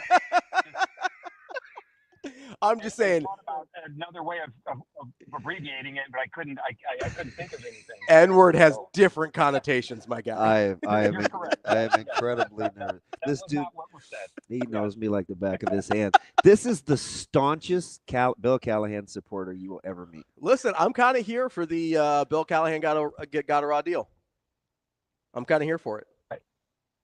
Yeah, that's why I love the show now. And he also hammered me over my Beatles take too, which I'm sure you agreed with. Oh yeah, he's wrong about the Beatles. It's fine. That's not even That's not even worth discussing. Nope. Nobody bats 1,000. Nobody bats 1,000, John. It's okay. All right, John, are you ready for your question? We already have our draft people, but we can get you free app to the bar if you want. Okay. You're always winning something anyway, JL. I'm sure you'll know this. Which one do you want? Give him original name. He'll probably know it, but go ahead. All right, John. What was the original name of Damon's show here on Hurrdat? Original name of Damon's show on Hurrdat. You just referred to the other guy. Was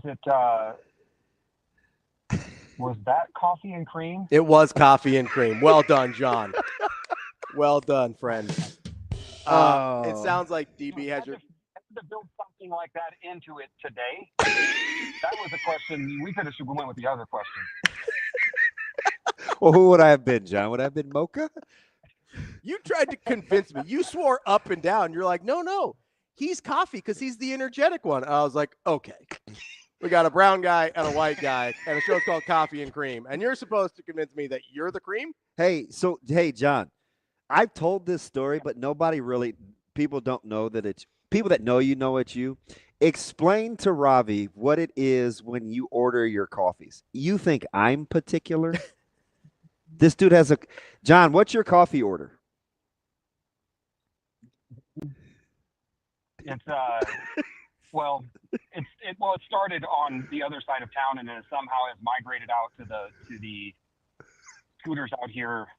But I drive past 3 scooters to go to the one place that knows how to make it the right way, and they do a really good job with it. It's completely girly. But let me preface it: I didn't drink coffee for 40 years, and then my wife kind of forced me to try one of these lattes, and I'd been avoiding it on purpose because I knew I was going to like it, and then she made me try it, and now I have an awesome $3,000 a year coffee. Thanks a lot. This is the dude that ordered. Go ahead. Go ahead, John. It's a medium latte that normally has 4 pumps of mocha that has 3/4 of 1 pump of mocha, extra hot, extra shot with whip. Honestly, that's not even that much worse than mine, John. 3/4, quarter. John, when we were out of town and we pulled up for one of the basketball tournaments, what degree did you ask if she could get the coffee to? And she threw a number out there. I don't remember what it was, but it was gangster. 205. They won't go. They're told not to go very. They don't want it to burn people. So I always tell them, hey man. And she's like, we can get it to like 202. I don't know if we can go to 205. We're talking like 3 degrees. And John goes, good enough. I'll take it. I said, oh my God. John, are we serious? John, you're talking. I mean, this is tree of trust here. It's okay. You're talking to the guy that like openly talks about how much he likes seltzers and stuff. So like, no judgment here about girly drinks or anything. I'll give you my coffee order just so we're even. Okay. I don't get it every day, but like DB knows when I come in, it's a venti iced blonde latte with almond milk and 3 Splenda. Not 2, not 4, 3. 3. Yep. It's the right amount of sweetness. Incredible. So I get it. And not everybody makes it right. You're correct. I do want to know how you do 3/4 of a pump. Is that like just the tip or like what are we doing? Very carefully. And when I say I drive past 3 scooters to get to the one that knows how to do it the right way, and when you get there, there's 2 people in the place that can do it, and so I just kind of wait around for them. But you got to tip good, otherwise, you get what you get and you don't throw a fit. So. All right, buddy. I'll get you your gift card. Appreciate it. Appreciate you, John. Justin, how about JR's like 198 degrees is perfect. How do you guys know? Like, can we be honest about this? Yeah. He said that to me in Minnesota. I listened to him in Minnesota, and I was like, "What's 205 to 202? I get it if I want to break down the tissue and tearing meat. Yeah, like pulling it, but also." Like, can you taste 3 degrees? Also, the temperature is going to be different immediately after, like, it goes down immediately, right? And he can drink it for a while. Like, he can have that bad boy. So you're going 205 to 202 in probably the minute and a half before you start drinking it once you get in your car anyway. Like, that's right. Like, that specific is kind of weird to me. Is I drink any stranger than 198 No, degrees? all of the very specific is weird to me. But I'm also an iced coffee guy because I don't love hot beverages. So I maybe am not the right person. Do you think people that are actually doing these know what 3 like? So yeah. Does it go all the way to the bottom? I think so. So it's just like because it's like one of those big, like containers that has. It looks like a big soap container basically, but it's got the long kind of neck on the pump, and so you go 1, 2, and I imagine the 3/4 you just don't go all the way down. That's wild. It's like there's just too many people in line for that. Our guy JL cannot be bothered. Oh, and believe me, he knows. It's incredible. Hey, that was 5/8 of a pump. I said 3/4. Dude, around town it's called a hot John. I'm dead serious. I used to be with this guy all the time. They just call it a hot John. I think in other places hot John means something else. Tell Urban Dictionary. Let's get to our guy Justin here if he's still For on the our line. last gift card. Okay. Yeah, we'll give him away a free app as well if he can get the question right. Justin, you still there with us, bud? Yeah, I'm here. How's it going, guys? Good, man. Justin, How are you? Justin? Did you want to be part of the deal? Like, are you bummed that you were in fourth? Yeah. I mean, I've known every question so far, so a little bummed. It's all right. I got one question for you though. If you were the first picker in our draft, if you were in, who would you have drafted? What are we even drafting? Are we drafting for college, or I wasn't even here for that? Just college. College quarterbacks. College power conference quarterbacks.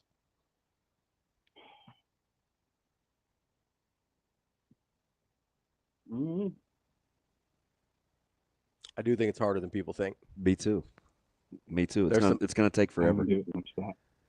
It's It's okay. I just was curious. Right. I'll be curious to see because I think I may prefer the 6th pick and not the first. Yeah. Fourth. I want to be 3 or 6. So you're right in the middle. So you have like equidistant picks, or you get the back-to-backs. Yep. Yeah. I get it. I don't think and honestly, I don't know how much of a drop off there is between 1 and 3. Depends on who your 3 are. It really is. All right, Justin, which question you want to give him? Verse or the other Shane one? Verse. Okay. Will he say it? Nope, don't give him verse. Okay. Don't give him the verse question. Justin does not strike me as a potty mouth. All right, Justin. Justin, you're going to surprise me? All right. So what is the famous Matt Berzal greeting for us during every segment?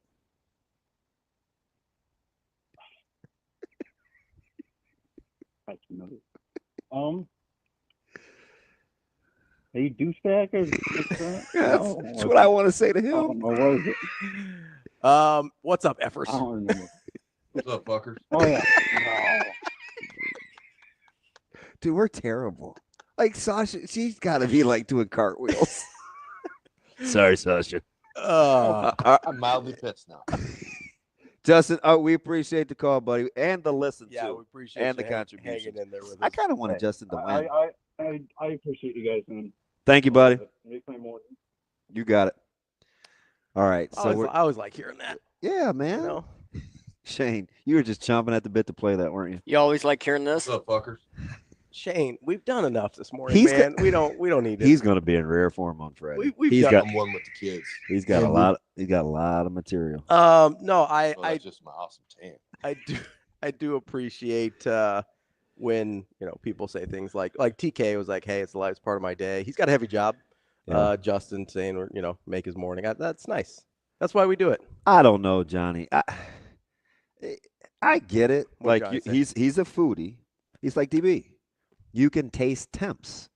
Brew temps depend on coffee, beet. Of course, JP's going to go into detail, right? But usually warm a coffee. Thank you for boldening that, Shane, because I'd have been here like. Yep. You need me to read it for you? No, I was going to make a blind reference, and I'm already. Stevie Wonder out here? No, knock it Allegedly blind. Warmer coffee is perceived as more bitter, while cooler coffee tastes more sour and acidic. He Googled that. Did you AI that, Johnny? But do you get that in the difference of 3 degrees? That's the question. That's the question. It's not that there is a difference in taste. I believe you. I know why they like their beer warm in Europe. But I get that. Why, do you get the difference between acidity and bitterness if you're 3 degrees apart? That's the question. Does JR strike you as the type of dude that would be at 198? He is in that age range because he's in his 20s. I'm surprised though. Yeah, I know that older people like their. He's definitely not. No, I know, but like their coffee scalding hot, that's a thing. If you go to a diner, they will brew that thing like the surface of the sun because old people like their coffee super hot. Johnny Pick says, "No, I'm high maintenance." You did call him that. I mean, he is. It's fine. I'm high maintenance too. I'm not. It's fine. Just be cool like me. It's okay. Just say whatever comes to mind. Yeah, DB. Hey, I'm tripping. I'm sliding. I'm riding through the. Famously easy. And you know what's funny? Because there'll be these weird times where I just choose my words extremely careful, and then there's these other times where it's like I don't even know why I just said that. I have no idea. I did not mean to sound like that. It's kind of weird. I don't help. I know that. No, I you- know you- I you don't. don't. I make it worse. Yeah, It's okay. I think you're horrible. Well, horrible seems aggressive. Do you know your pick? So do you know what I'm doing? Like what I'm in the process of doing? I don't want you to. I don't do what I do. I don't know who I would pick first yet. If I get the first pick, I don't. So I'm categorizing the draft pick status. So like I have guys that I think are potential firsts. So you're like grading them? So if they're gone, yeah, I'm gonna go to the next highest Potential guy first. in that list. I'm going to put them in sections of 6. Because I don't want to take forever. Yeah. But it is hard. I did send Tim and so TK and Kyle. Yeah. Once we get your I'm gonna text you guys tonight to get your emails. Two of the snarkiest dudes too. Can you imagine Yeah. like they're leading in like week 6 or I know, right? I'm gonna text you guys and get your emails from you. So are we grouping everybody? Because are AJ and Rico Suave, they're the tandem. Yeah, they're drafting with us. And then Tim, then because we can get, how many can we get on the screen, Shane? 6? So we'll switch them in and out. So we'll have everybody will have a StreamYard link. Oh, and then we'll nice. switch them in and out, like bring them in and out of the stage when it's their turn. Okay. We put them on the clock? Yeah, we'll do a clock. All right. Probably like a minute. Ooh, that's tough for me. Well, I'm warning you. I mean, we can't do like at what? Okay. Let's go. So ahead. people can't see you. Yeah. But when that People can see me. We're famously on camera. That delivery to me. At what age did you think I was? A little bitty. Another head pat. It's all right, buddy. Oh, I'm warning you. Like I'm not 4. Giving you a heads up. Do my best. Contrary to popular belief. I'm so over you right now. Bro. Just totally dragging it out. I was surprised. Asshole. I was just surprised. That's fine. I actually don't do whipped cream on the coffee, Ken. It is ice though. I don't like hot beverage. The only hot beverage I really like is that Ken E? Yeah. I'll do a hot. Oh, KP hasn't been in for a minute. Oh yeah. He might be out during football. Yeah. He I don't. It's I don't Thursday. like hot He's beverages. probably mowing. I don't like hot beverages. He's a big mow guy on Thursdays. Yeah. Thursdays is mow day. Yeah. Not that I am in his business like that. It seems like you might be. Just can't let it go, can you? What do you mean by old people? I don't know. Just like I know, very old people tend to like their coffee very hot. That's a that's. So who don't do asked you that? DJ. I think it might feel. You don't do like hot cocoa or anything like that? Hot cocoa is about the only thing. I don't drink anything hot. Not one beverage. Oh, apparently our thing's not plugged in. Battery level low. Exchange battery. Is the desk not plugged in? What's happening here? It's plugged into the. This is. Hey, listen, Shane. Let's take a break here. We look black. We got. What was his name? Negro Smith. A couple of Negro Smiths up here. Shane, let's take a break. I'll see if I can get the camera plugged in. What you did? See, this is the camera plugged in. Just so you I plugged it in. I'm this not morning. messing with you. We'll figure it out. We got Brian Edwards coming up. Somebody did ask a good question though. Johnny the Pig goes, "Hey, what's Ravi's good piece of cheese that you still mess with me?" And that's a fair question. I'm actually interested myself. So we'll answer that on the way back. That's TB. Job duty. Say professional obligation. I'm Ravi Lulla. Pot committed. We'll be kettle. Yeah. Call him. All of it. We'll be back more at Sports Live.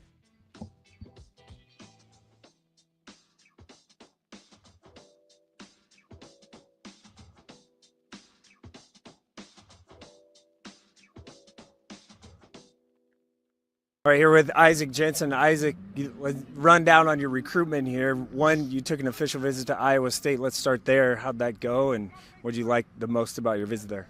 It was great. My family loved it. I loved it. And the thing I like the most is just spending time with the tight ends and seeing what it's like a weekend in their shoes and seeing if I'll fit in, and that's the way I felt. A lot of Iowa State, I guess, attention to Nebraska this year. Does that kind of weigh in a little bit on your decision? I mean, teammates going to Iowa State. I mean, obviously, it'd be pretty cool to play with Jet and AJ and live with them, but I'm just going to do what's best for me, and if it is, then it is, but if it's not, then I'm not going to put myself in a position to not succeed. Okay, next up for you as far as official visits are concerned, if I'm right, I think Missouri's next, right? Yep. So what do you like about Missouri? What are you looking forward to there? Just the relationships with the coaches and the way they do stuff with their program, their culture is just, I feel like I fit in, and I got that feeling when I visited multiple times. So that's just, I'm looking to see what I saw at Iowa State.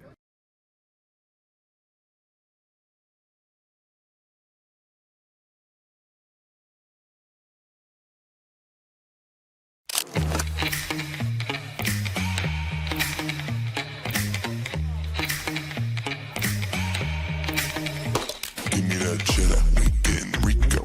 Big bunny and rolls like burritos. Give me that hot sauce, no pico. Give me that.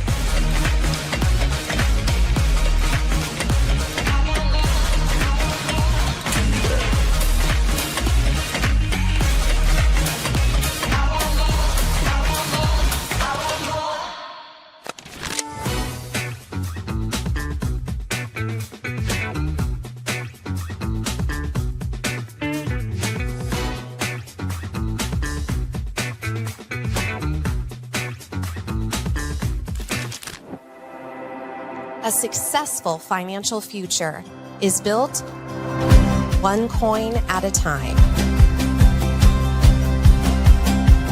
Whether you're just starting out or a seasoned saver, we've got the financial resources and team of experts who will be with you every step of the way. Centris Federal Credit Union. We are where you are.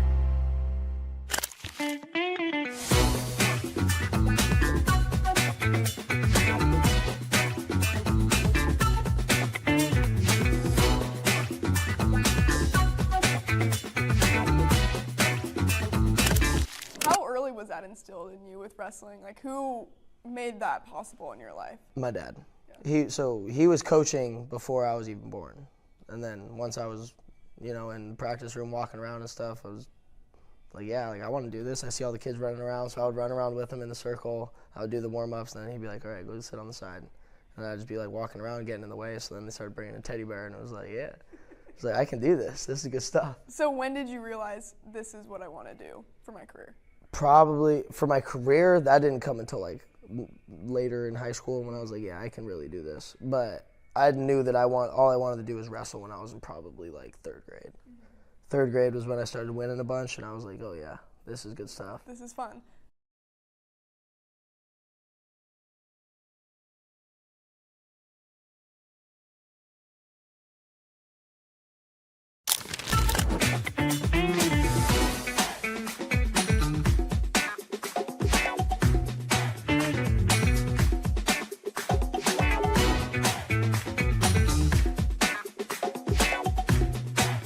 Here at the Oscars tonight, as we do have Westside head coach Belmont hanging out with us. And coach, obviously a big night for Omaha Westside football. You get some celebration for some of your premier athletes tonight.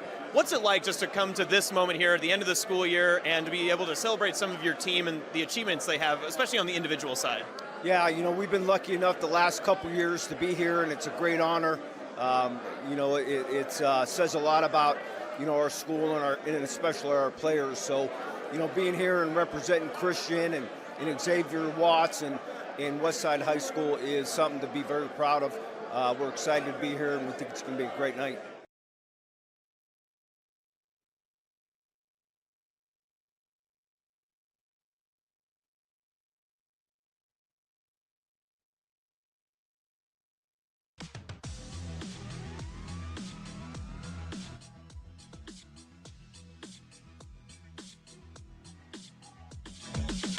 You're listening to Hurrdat Sports Live. Welcome back here, Hurrdat Sports Live from Hurrdat Sports Bar and Grill. That's DB. I'm Ravi, Lulla. Just reminding you that Centris Federal Credit Union has a free online financial education center called Enrich. With personalized content specific to your financial journey, this platform offers tools and resources to help you on the path to success. Go to centrisfcu.enrich.org to start enriching your financial goals, federally insured by NCUA.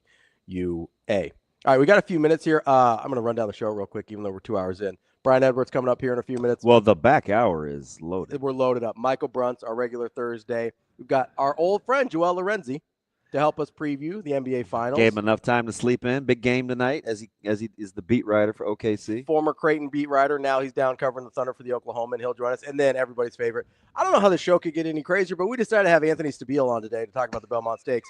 So that could only go well. And it's actually probably his best race to cap.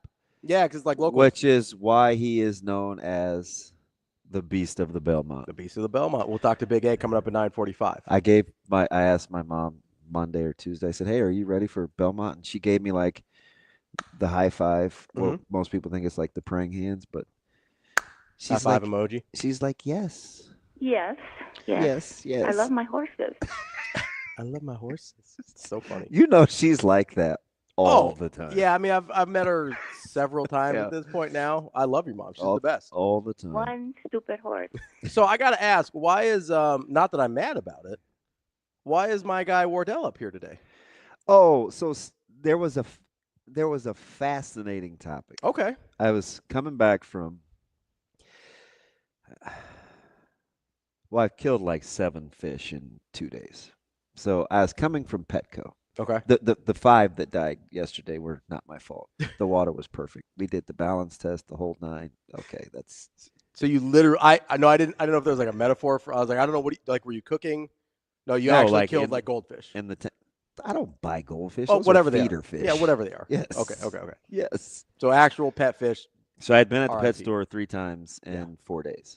But I keep receipts, as you know. So anyway, I was coming back. So I don't normally listen to Sports Talk Radio at that time. So I can't remember who it was. Like mid-afternoon? Yeah. Okay. So I can't remember who it was. And they were talking about the NBA and what had gone on with the Knicks and Leon Rose and Cat and how the Hardens and these guys keep getting recycled. And what are you getting with the Giannis sweepstakes?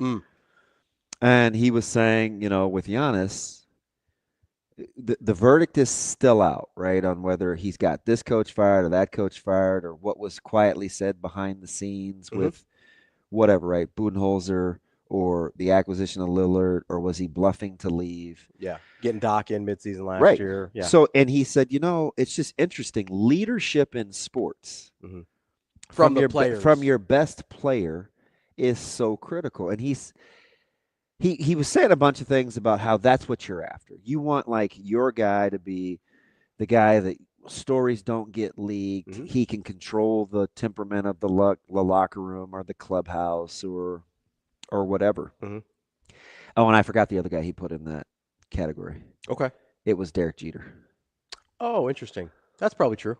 So he was saying with Curry, he said Curry is one of the few NBA stars that he could think of that was considered one of the greats, where you have no conflict. Yeah. He's he and his head coach seem to be on the same page. Stuff doesn't get leaked. You don't hear anything about like his teammates not liking to play with him or there are no salacious difficult to play with. And he goes, so his point was to find guys in sports that you could say that about. And I think it's incredibly difficult to be at that status. Yeah, that good. Because the only drama with the Warriors has ever been Draymond. Yeah. And despite how it has never Draymond affected you don't even really know Steph's thoughts outside of, hey, man, we can't do that. We need to be better. We need to play. And he moves on. And it seems like he makes that locker room functional even with Draymond, which it could very easily get away from you. Yeah. So and Jeter was the other guy that he could think of. Yeah. So off the top of my head, I thought it was fascinating because it's harder than you think. Yeah, because you look at like a Jordan who's kind of a tyrant, right? Got it done a different way, but like a lot of teammates famously did not love playing with him. And there's all these backstories. Yeah, right. You don't even really have those with Curry. You don't like. He obviously punched out Kerr in practice, and he would get in fights with like Will Perdue and people like he was kind of a tyrant, right? Like got the job done, but wasn't particularly beloved. Kobe kind of the same way. Had the stuff with Shaq. Like there's some tyrant-y, tendencies there as well. The one that I kind of popped in my head, was Peyton Manning. I probably would entertain that. Because I'm not, I mean, and maybe I'm forgetting some things, but I would probably entertain seems that. like was really well liked. Seems like he had really good control of that locker room. You don't really hear anything about. I know this is on the heels of me saying Elway was a little overrated. Mm-hmm. Is Manning a Curry equivalent in his sport? In terms of good enough? Yeah. I think so.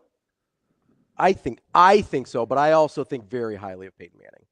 I don't, maybe a little higher than some, but I also think a little higher than Curry than most too. Although Curry's vaulted. Curry's vaulted. My takes on Curry have aged pretty well. Yeah, Curry has vaulted. I'll give you Manning. He might be just because of other guys that may have passed Manning and Curry having vaulted, he might be a little below. But I also think Jeter's probably a little below. You know, one thing I think is pretty good with those two, Manning and Curry. They don't have elite level physical attributes. No, they don't. They really, really don't. So that's interesting. It is. I don't know. I wonder if that goes into if there's a corollary there. Yeah, how you treat the game, how you appreciate the game. I don't know. That's interesting. How you treat other people within the game. Yeah, that's I'll rock with Manning. Let's think on that for a little bit. In the meantime, let's get to our guy Brian Edwards, our Vegas insider from Major Wager. What's up, B? I don't know if y'all just saw my DMs. I was saying I want in on this combo. Oh yeah. I like you put Peyton a little below as well, right? only because not in the regular season, only because in the biggest games of his life he played so below his norm. And I remember even after he won the first Super Bowl against the Bears, he didn't play well that game. He threw 2 picks, and I remember I looked it up. His touchdown to interception ratio in the postseason in his career, he had more interceptions than touchdowns, which if you look at his regular season stats, his TDI and T ratio is one of the best ever. And he was kind of like that in college too. He never really played well against the Gators. So this is what I was going to say. And I refrained from saying it because I did refer to Elway as overrated. In my head, as I look at Peyton Manning, I think he's a little overrated. I do too. Just because he did not play to his standard in the biggest games of his life. And you go back and look at his career postseason stats, which I haven't done in ages, and it shows. And look how many times they lost outright at home at Indiana as a double-digit favorite when they had a bye. They lost to the Chargers one year at home. They lost to the Steelers. Yeah, the Jets beat them 41-0. That was early in his career. And that was on the road, however. But yeah, he just did not play. I mean, even the Denver Super Bowl, that was all about their defense. Yeah. I didn't really want to, because I didn't want to steal the thunder of the take, but in my opinion, he is a little overvalued. So to be fair, within the context, I consider Curry a top 5 player of all time. I don't think it's questionable that he's a 10. He's certainly top 8. Absolutely no lower than that. I think he's top 5. But I think he's top 5. So within that context, yes, Manning's not in that category, but there were some that may put Manning in as a top 5 quarterback. I'm more on. I would argue it like B is. Yeah. Where postseason versus regular season, and the prowess doesn't meet the actual outcomes. I think regular season, he's a top 3 quarterback of all time. Overall, I don't think he's even top 5 in my opinion. That's fair. I will also say he does throw more interceptions overall than we think. Is he? He's 2-1. He's just right at 2-1. He's right. Yeah, he's 2-1, which isn't. It's good. It's not crazy. Yeah. And he only had one season in his entire career where he did not throw double-digit interceptions. Really? Wow, that's a good factoid there. And you know how many he had that year? 10 or 9. Yeah. So when you compare him to and listen, whatever we feel about Aaron Rodgers as a human being, and even as a teammate, right? I think he's a tough hang. Speaking of guys that are not famous, speaking of guys that are not famously loved within their locker room when stuff gets out about them. Yeah. Aaron Rodgers certainly does not fall in the Curry category that way. But compared to Aaron Rodgers, Aaron's like a 4.5 to 1. I know. So to Manning, and I get the eras are just a little offset, but not really much. There is a lot of overlap there. Manning does throw it away more than we give him credit for historically. Oh, hey, by the way, Damon, do you want the Steelers to get A-Raj? I do. I mean, I would think so too. I think he could possibly have one because- more good year if he's protected. Listen, it's like choosing which vegetable to eat. I don't want any of them. Right. But I'm going to choose the one that'll probably go down the best. Right. I'll take Rodgers. Sure. Rodgers is almost 5-1. No, I know. It's incredible. He's got the lowest, but he doesn't win enough. He's got the lowest interception percentage of all time. Like, of all time. He is, so that's an outlier there. But for comparison, he's only thrown in 20 years, he's only thrown double-digit interceptions 4 times in 20 years, and the highest number is 13.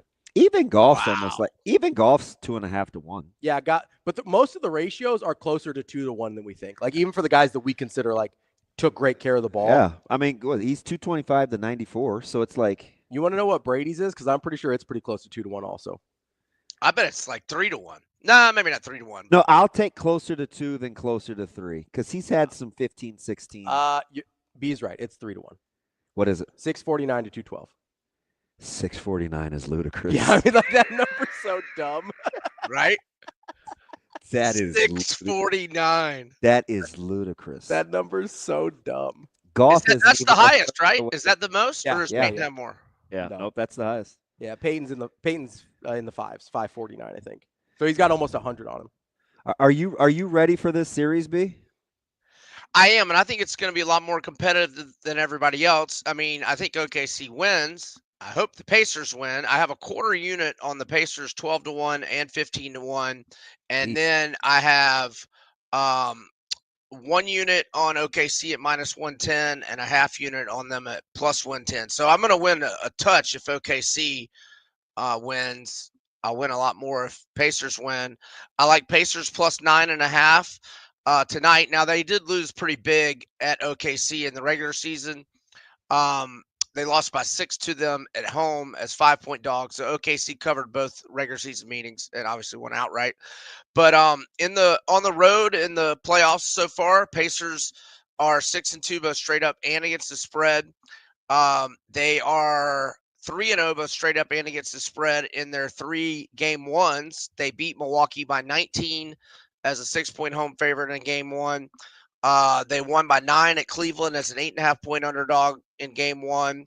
And then the rally and the overtime win over the Knicks as a 4.5-point dog in the game 1.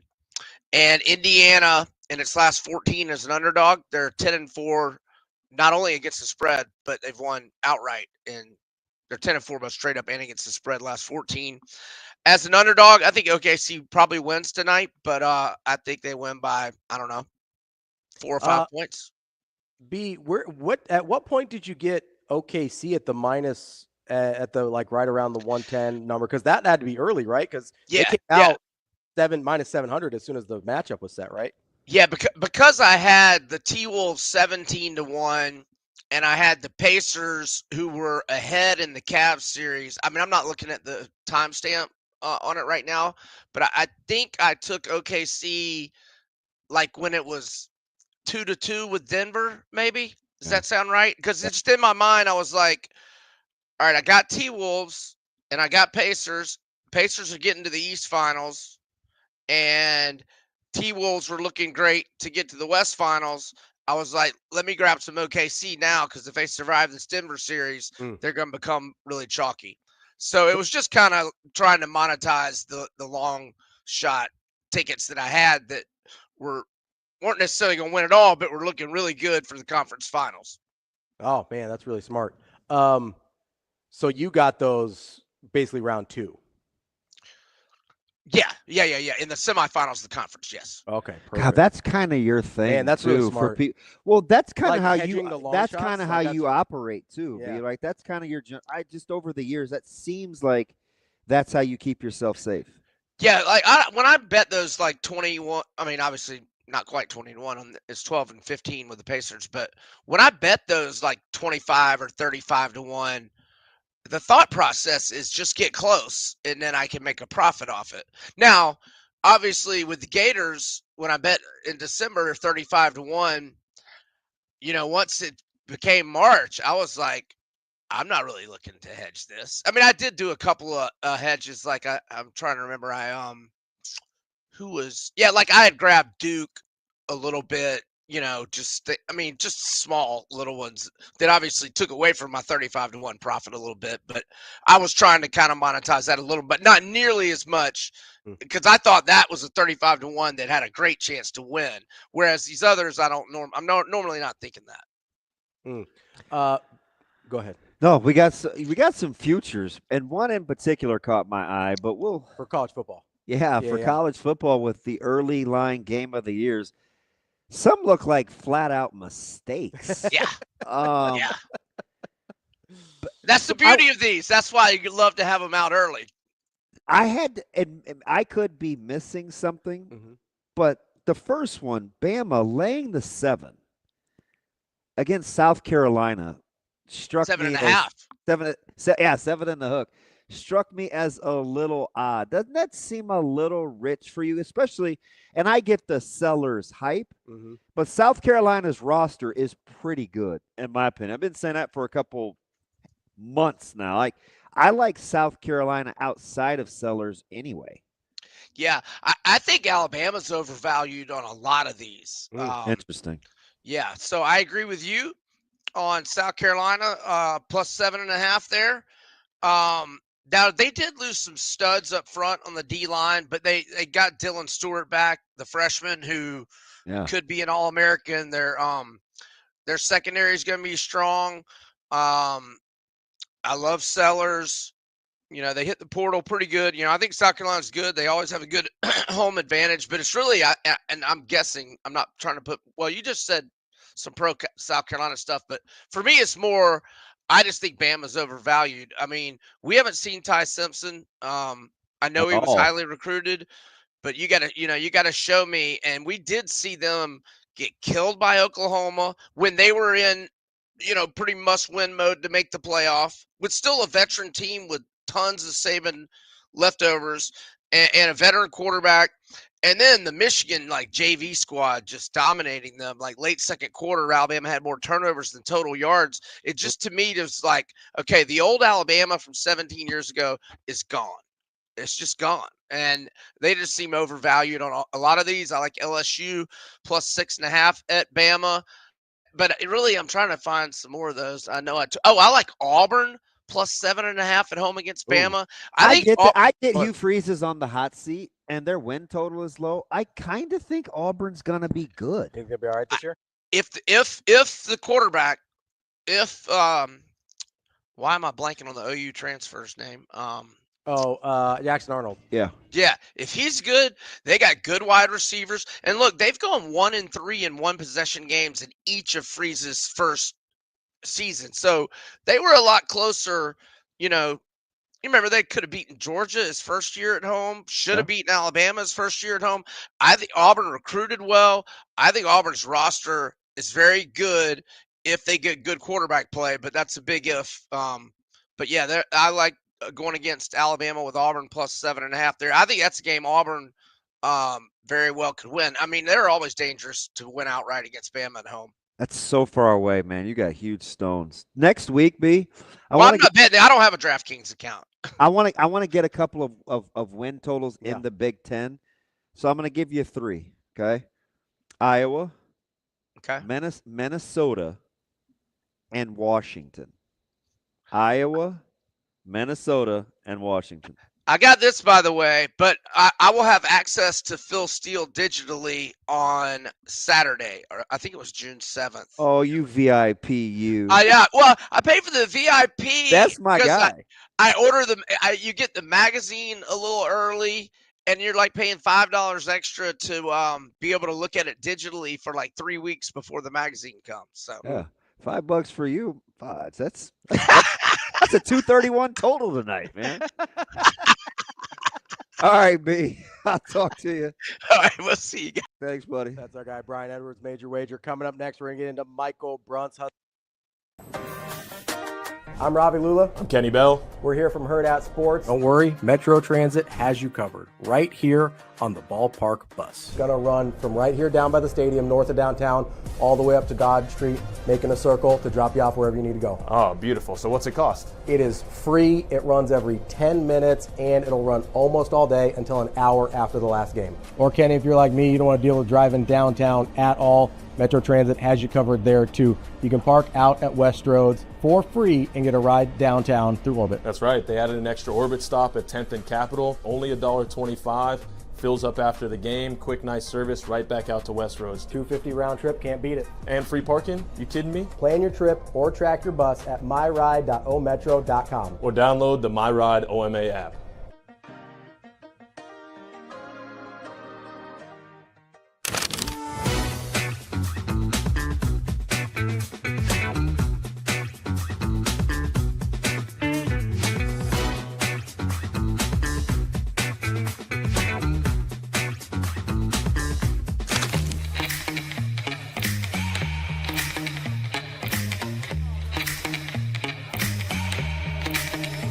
Give me that cheddar, we getting Rico. Big money rolls like burritos. Give me that hot sauce, no pico. Give me that.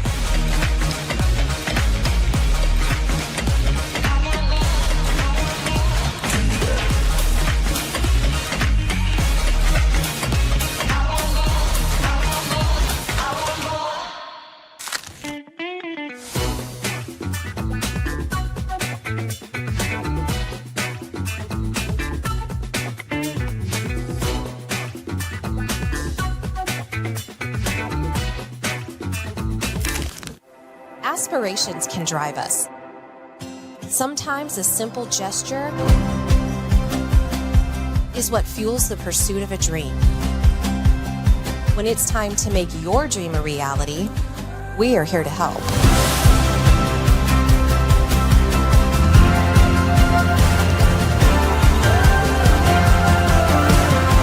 Centris Federal Credit Union.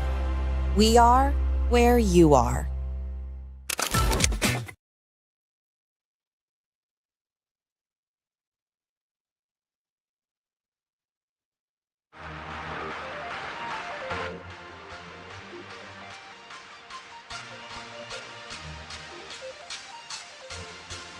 Welcome to Hurrdat Sports Live.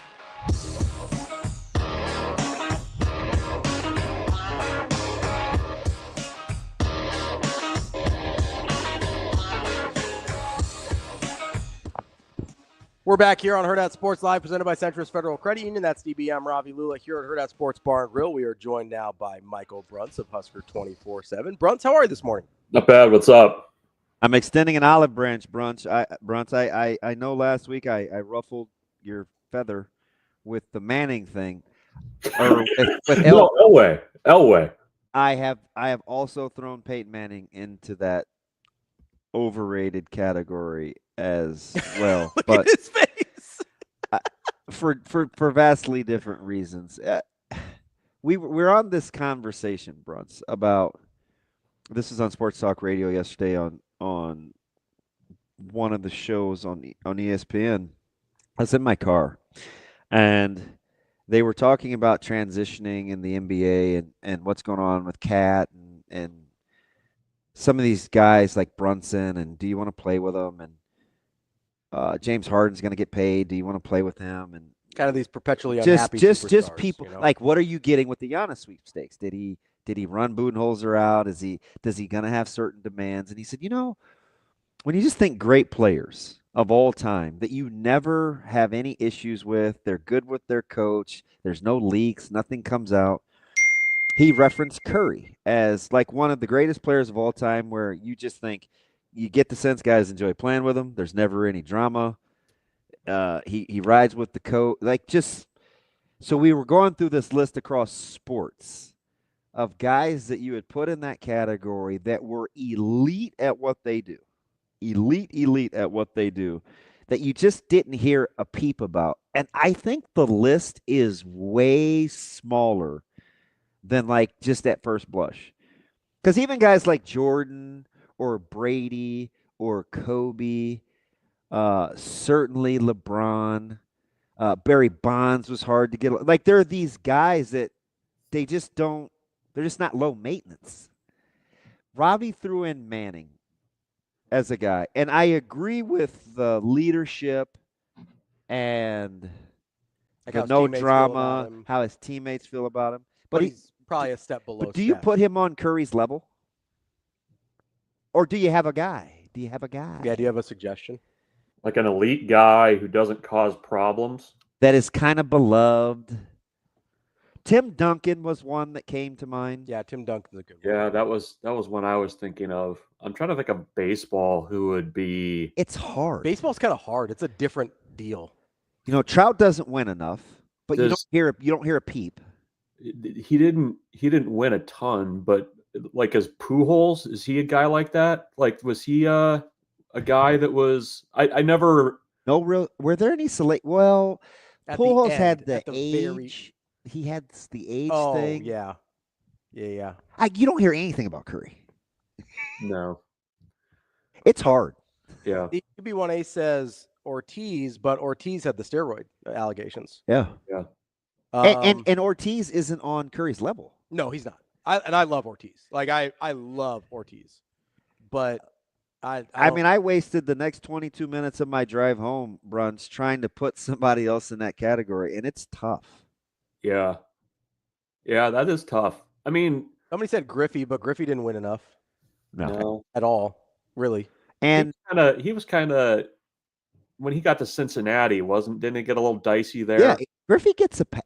It got a little dicey leaving Seattle, too. Listen, I'm a Ken Griffey aficionado. He gets a pass on his behavior and demeanor with the media. He does. Yeah, I don't know. That's a tough one. Somebody said Greg Maddux. Not good enough. What you said? He's not good enough? Oh, I don't know. The numbers are going to hold up. Yeah. You think he was the? You think he was the leader? I don't know. That's a better question. I wouldn't go to good enough. I don't know if he was the guy in the locker room. Like, I don't know if he led that team. So wait. So you think? Just for context here, I just want to make sure we're all saying the same thing before everybody shoots their BBs at old DB. Mm-hmm. Relative to his sport, you think Maddux is held in the same regard as a pitcher in the history of baseball as Curry is in the history of basketball? That's the question. Probably not quite, but I think he's good enough for the conversation. Okay.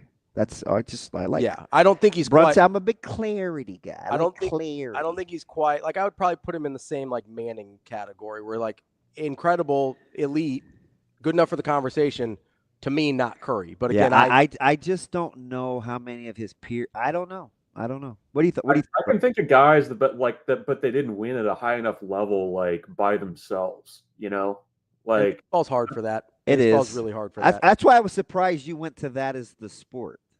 Yeah, well, I there's a couple guys that come to mind, but I don't know that they would like. I said Jeter. Like if Tony Gwynn won a couple more won some World Series, like I would put him in that category. But From a leadership standpoint, can you be a good leader without being kind of a? I don't know what I can say here, but I don't know. There's literally anything. There's no question that's Curry's team, and he is the leader of that franchise. I don't know. I don't know if I would slap that label on Gwynn.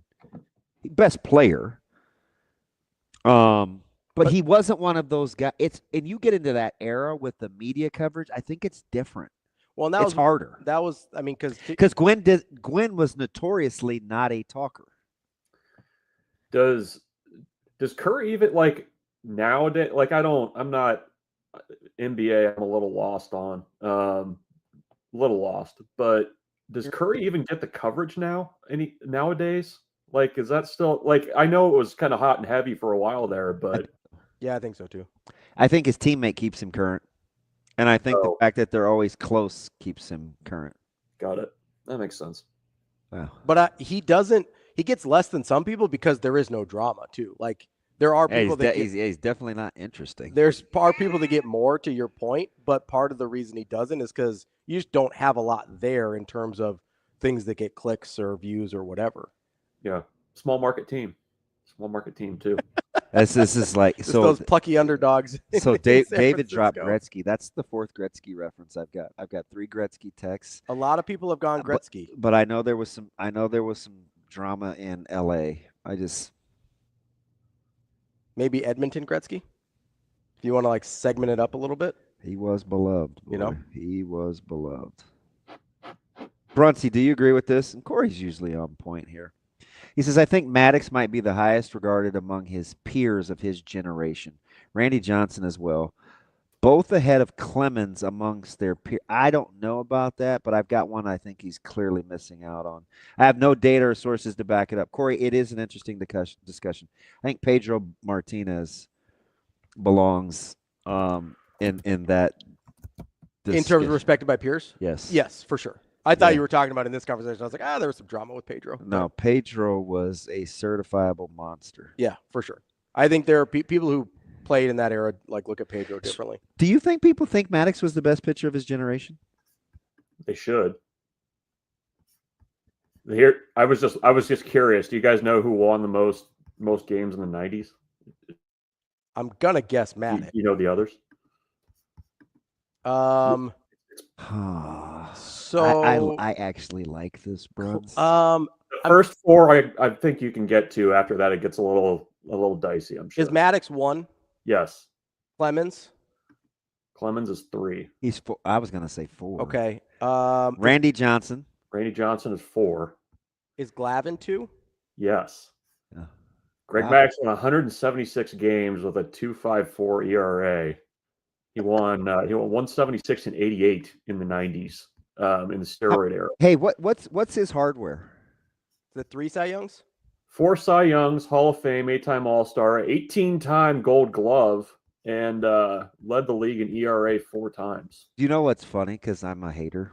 Even though I know he's a fantastic. Some of player. it was reputation by the end. Yeah, Some of the 18. But here's the other. But that's how thing. Gold Gloves work in general. So this is what I always used to say to make my Cubby brethren mad, because I, as a punk, I probably still am, but he got so many painted black calls that guys had to fan at so many ground balls. I was like, who can't field dribblers? Like that's all. That's all he gets hit back to him, because guys are out on their front foot fanning over balls that are 6 inches off the blacks. It's like, yeah, you're a hater. It's like these guys are hitting fungos back to him at pitcher. You're a hater. Just literally Google Maddox defensive highlights, and it's not dribblers. No, I know. What was peak steroid era for you guys? Probably 98, maybe. When was it really humming? At 98? So I think if you want to be realistic, it's probably a little longer than we think. It's probably like 93 to 02. But like the So who was the really good Orioles lineup that couldn't win? Brady Anderson. That was 96. As Alomar, Anderson, and so it's at least then, because Brady Anderson was. So at 98 gets all the hype because of Sosa McGuire, but I think it's like 93 to 02 is like really humming. So in peak steroid era. Ready? This is why I know you're gonna go Maddox on me, but this is why Pedro means so much to me too, because the Pedro numbers in peak steroid era are bonkers. But go ahead. Go ahead. So Maddox in 95 went 19-2. Next year he went 15-11. This was his down year. 15-11 was his. That down got Greinke a Cy Young. Next year went 19-4. It did. 18-9. 19-9. 19-9. So that's through 2000. I mean, that's okay. Guys, he's got a career 1.14 whip. That's career. Pretty good. You want to know what Pedro's career whip is? I think, okay, you're going to laugh. I think it's under 1. It's so close. He had a couple late years that bumped it over. His career whip is 1.054. Yeah. Forever, Bruntz, it was under 1. In the steroid era, he had, oh dear God, 2000, right? Steroid era. We're calling that steroid era. Oh, for sure. Can you guess what his whip was? 79. .733. Bruntz, I'm up 737. I don't fawn over Pedro like Ravi, but I I'm a have Red Sox- studied him My God. a ton. So I know like a lot. That's why I was like, well, is he considered like Pedro was a dude. So I It's kind of surprising he only has 219 career wins. I know wins are a pitch enough. faulty stat. Don't get me on that, but that it seems like you would expected that to be higher. I think He was in exile in Montreal. Like he didn't beat it. It was So I think part of it too is the thing for me more than the winning more is only having 3 Cy Youngs is kind of criminal. Yeah. I think. Yeah. Like compared to like, oh, Roger Clemens has 7. It's like I'm taking Pedro over Roger Clemens. I'm sorry. Roger Clemens has the longevity. Peak Pedro over Pete Clemens. I'm taking Pedro. I'm taking Peak Pedro over everybody, to be clear. I'm taking Peak Pedro over everybody. Bruntz. So in 1999, I'm a big Clemens guy. Everybody. In 1999, you had this is great radio, by the way. Just dudes. No, looking it up actually stats. is. It is. I think 1999, Pedro goes 23-4. That's insane. It He is. went 23-4. That's not even his best year. I mean, I it was know. wins wise, but he goes 23-4, 2.07 ERA, 313 strikeouts in 213 innings. His Ks per 9 were like peak closer territory. It was 13.2. Guys, like that's crazy. Like if he didn't do it for as long, obviously, but the Pedro stats in his prime are the pitching version of the Barry Bonds stats that I freak out about. I understand. Hey, Bruntz. Yes. When you're bored, go back and look at 14 Kershaw. I mean, he's already a career 2.52 ERA guy. Okay, so we know that's low. He was 21-3. I think his ERA was like 1.76 or 1.77. He was 21-3. Clemens. Like his career whip, he's a 1.01 guy. Kershaw doesn't get his due because he has had a murky postseason. I'll say he's the Pedro But of pitching. That dude, Or he's the Peyton Manning. He's the Peyton Manning of pitching. He's incredible. Like Kershaw's Peyton Manning. He was incredible. And he's got what, 3 Cy Youngs? Kershaw has 3? I think so. He has 3. I'm just saying 3's And low. an MVP. He has an MVP.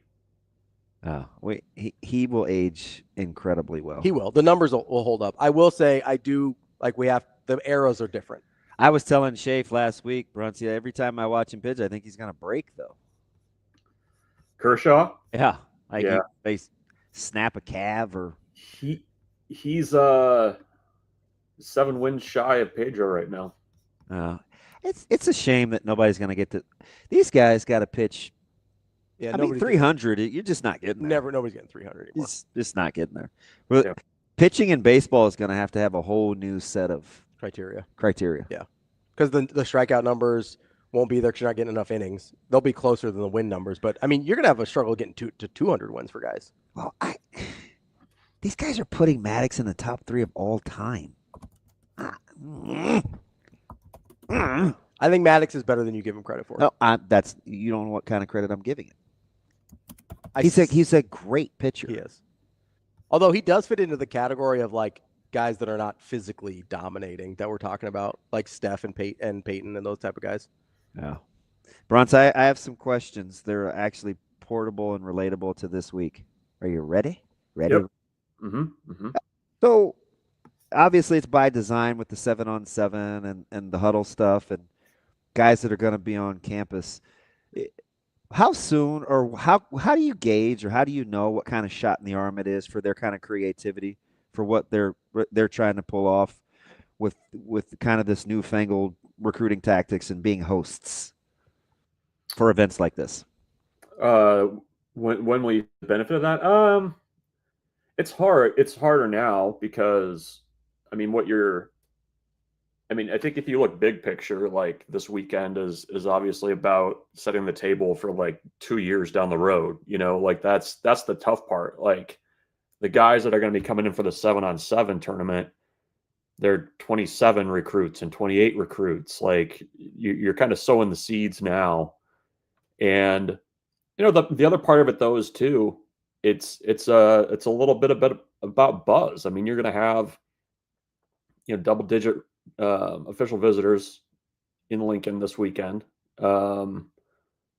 That those guys are going to be, going through their tours and stuff whenever the event's going on. I mean, that there's benefits to that too. I think you're going to see a lot of programs try to copy what Nebraska's doing. Like the thing I've heard from national folks is Nebraska doing this, I think, kind of caught some programs by surprise of like, how are they doing this? Like what's the, that I've heard that from multiple Power 4 types. Like, how is Nebraska getting around the rules on this? What are they doing?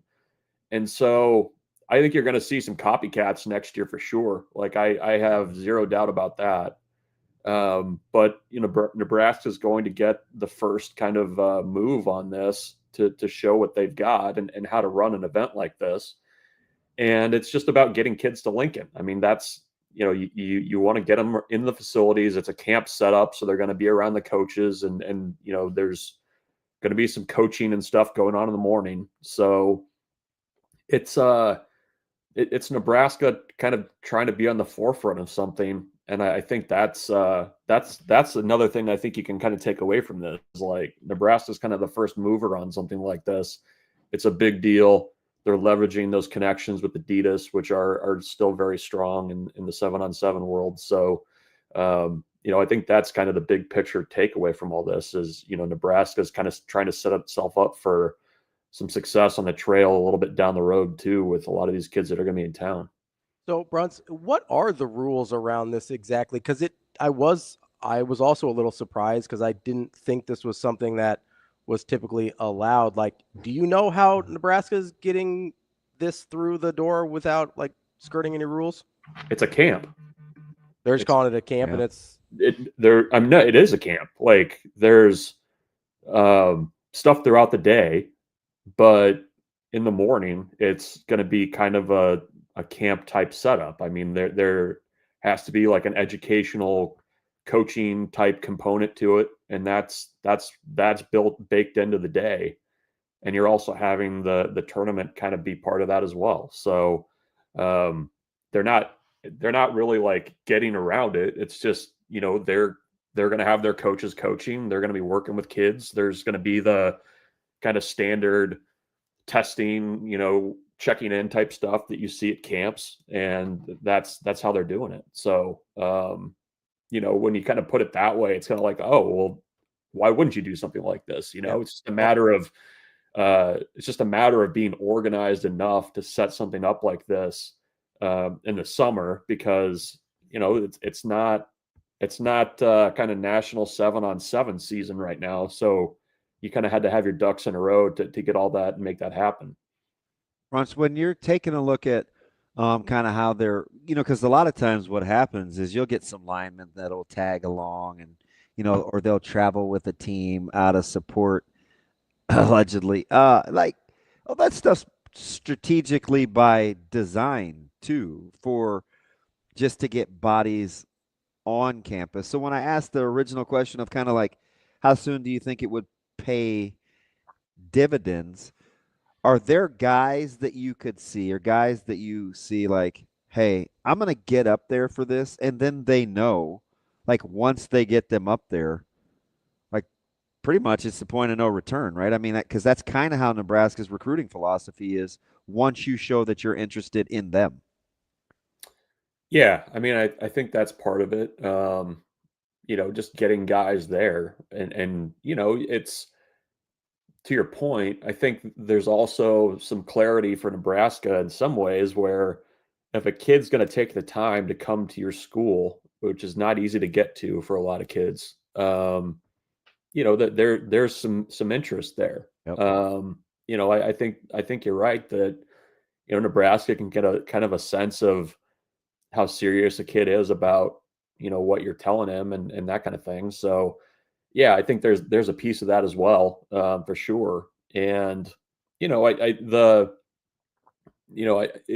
separate. It's not run by Nebraska, but the huddle thing, I mean, there's repeat visitors, guys that have been to Nebraska before that are coming in for that.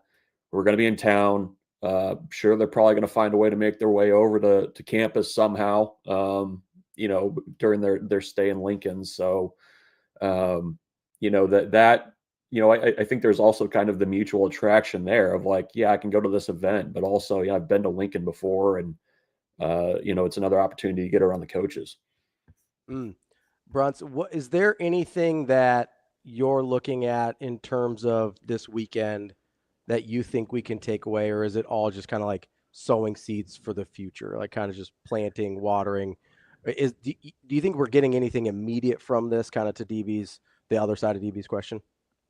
The event itself, I don't know. I mean, Nebraska's also getting an opportunity to evaluate a lot of kids on their campus that, 2027, 2028, they got to be way ahead.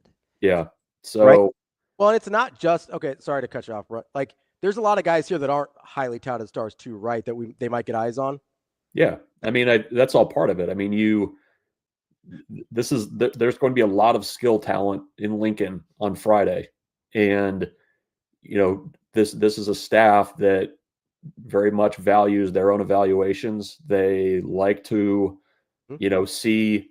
see how kids move. And this is an opportunity to do that. You also, I think, get a sense of personality in situations like this. How competitive is a kid in this type of a setting? I mean, it's also a camp too, so you can run guys through specific drills that you want to see them do that they, maybe value a little bit more than another program does. Like there's a lot of benefits to this from just an evaluation data gathering standpoint. You get an actual true height and weight on a kid, which sometimes is difficult to get as well. So there's a lot of benefits, I think, to just having those kids around and kind of starting that information gathering process, especially for classes that are a little bit further down the road. Bruntz, when you're taking a look at the baseball transfer portal, how shocked were you to see Brumbaugh? A little surprised. I mean, I think, with the nature of college baseball and things like that, I mean, I think sometimes, and this, I'm not talking about Brumbaugh's situation, but I think a lot of times in the Big Ten, you see guys that have good years that have the potential to move up and, make a little more money and go to a little bit more of a conference that's, a little bit more challenging. I mean, Brumbaugh was in the Big 12 before at Oklahoma State, didn't play a ton there, but I think he's shown over the last couple of years that, he's got a good bat and is, I think he can certainly play in the ACC, SEC if he's given the opportunity. So, I think you're going to see some other names go in there that, are more veteran guys. The fact that you have the Pavia ruling with guys that have been in JUCO that have an extra year, I think you're going to see some of those guys hop in. Cale Frost is in there. I mean, he obviously didn't have the year that he wanted, but he's got another year of eligibility. There's other guys on the roster that are in the same boat. So, Nebraska's bringing in a lot of guys, new guys already. They've got to get active in the portal just based on what they've got coming back and what they know they have coming back. So, I would expect some turnover. I mean, that's just the nature of college baseball. And in some ways, Nebraska has been somewhat fortunate the last couple of years to kind of avoid a lot of that. That's our guy, Michael Bruntz, Husker 24/7. Bruntz, appreciate the time as always. Thank you for letting us just read baseball stats with you. I don't even mean that ironically. I really enjoyed that. Yeah, that's good. It's good. It was fun. Hopefully your biggest takeaway is that Clayton Kershaw belongs in that discussion. Peak Pedro over everybody. Bruntz, appreciate the time. We'll talk to you next week. Yep, see you. Coming up next, we got Joel Lorenzi. We're going to talk a little NBA Finals preview with former Omaha guy, former Creighton beat writer Joel Lorenzi, now at the Oklahoman covering the Thunder. He'll be coming up next year on Hurrdat Sports Live.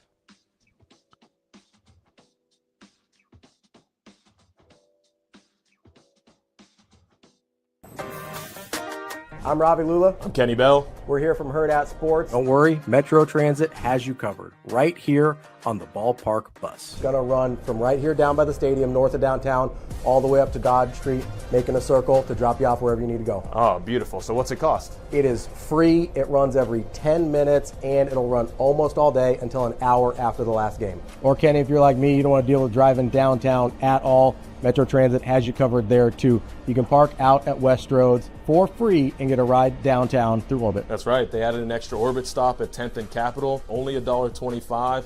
Fills up after the game. Quick, nice service right back out to West Roads. $250 round trip, can't beat it. And free parking? You kidding me? Plan your trip or track your bus at myride.ometro.com. Or download the MyRide OMA app.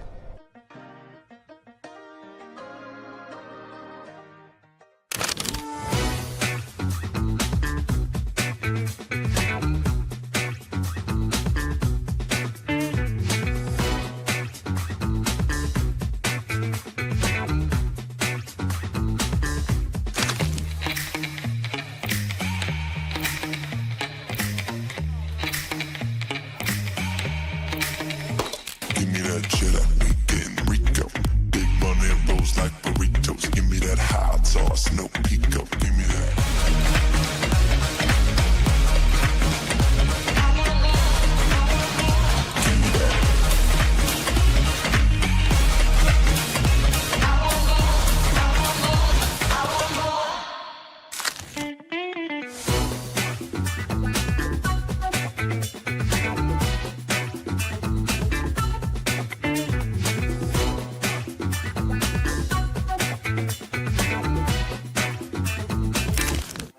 Aspirations can drive us.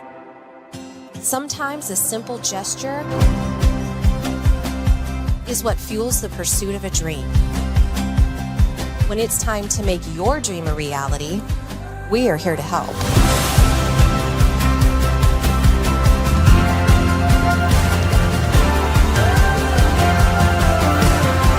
Centris Federal Credit Union. We are where you are.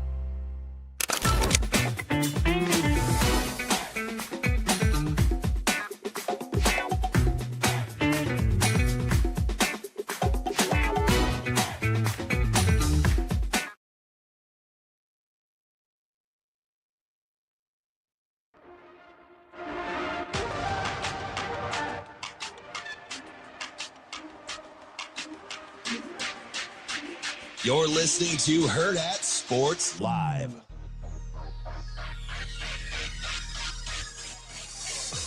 We're back here on Hurrdat Sports Live, presented by Centris Federal Credit Union. That's DB. I'm Ravi Lulla here at Hurrdat Sports Bar and Grill. We're efforting Joel Lorenzi to talk a little NBA Finals. He might be asleep. I'll say we know he's a little bit of a late riser, you know. It's all right. I do understand. A lot of those beat writers stay up late. Oh, I know. You know, the games are late, then they write their gamers after.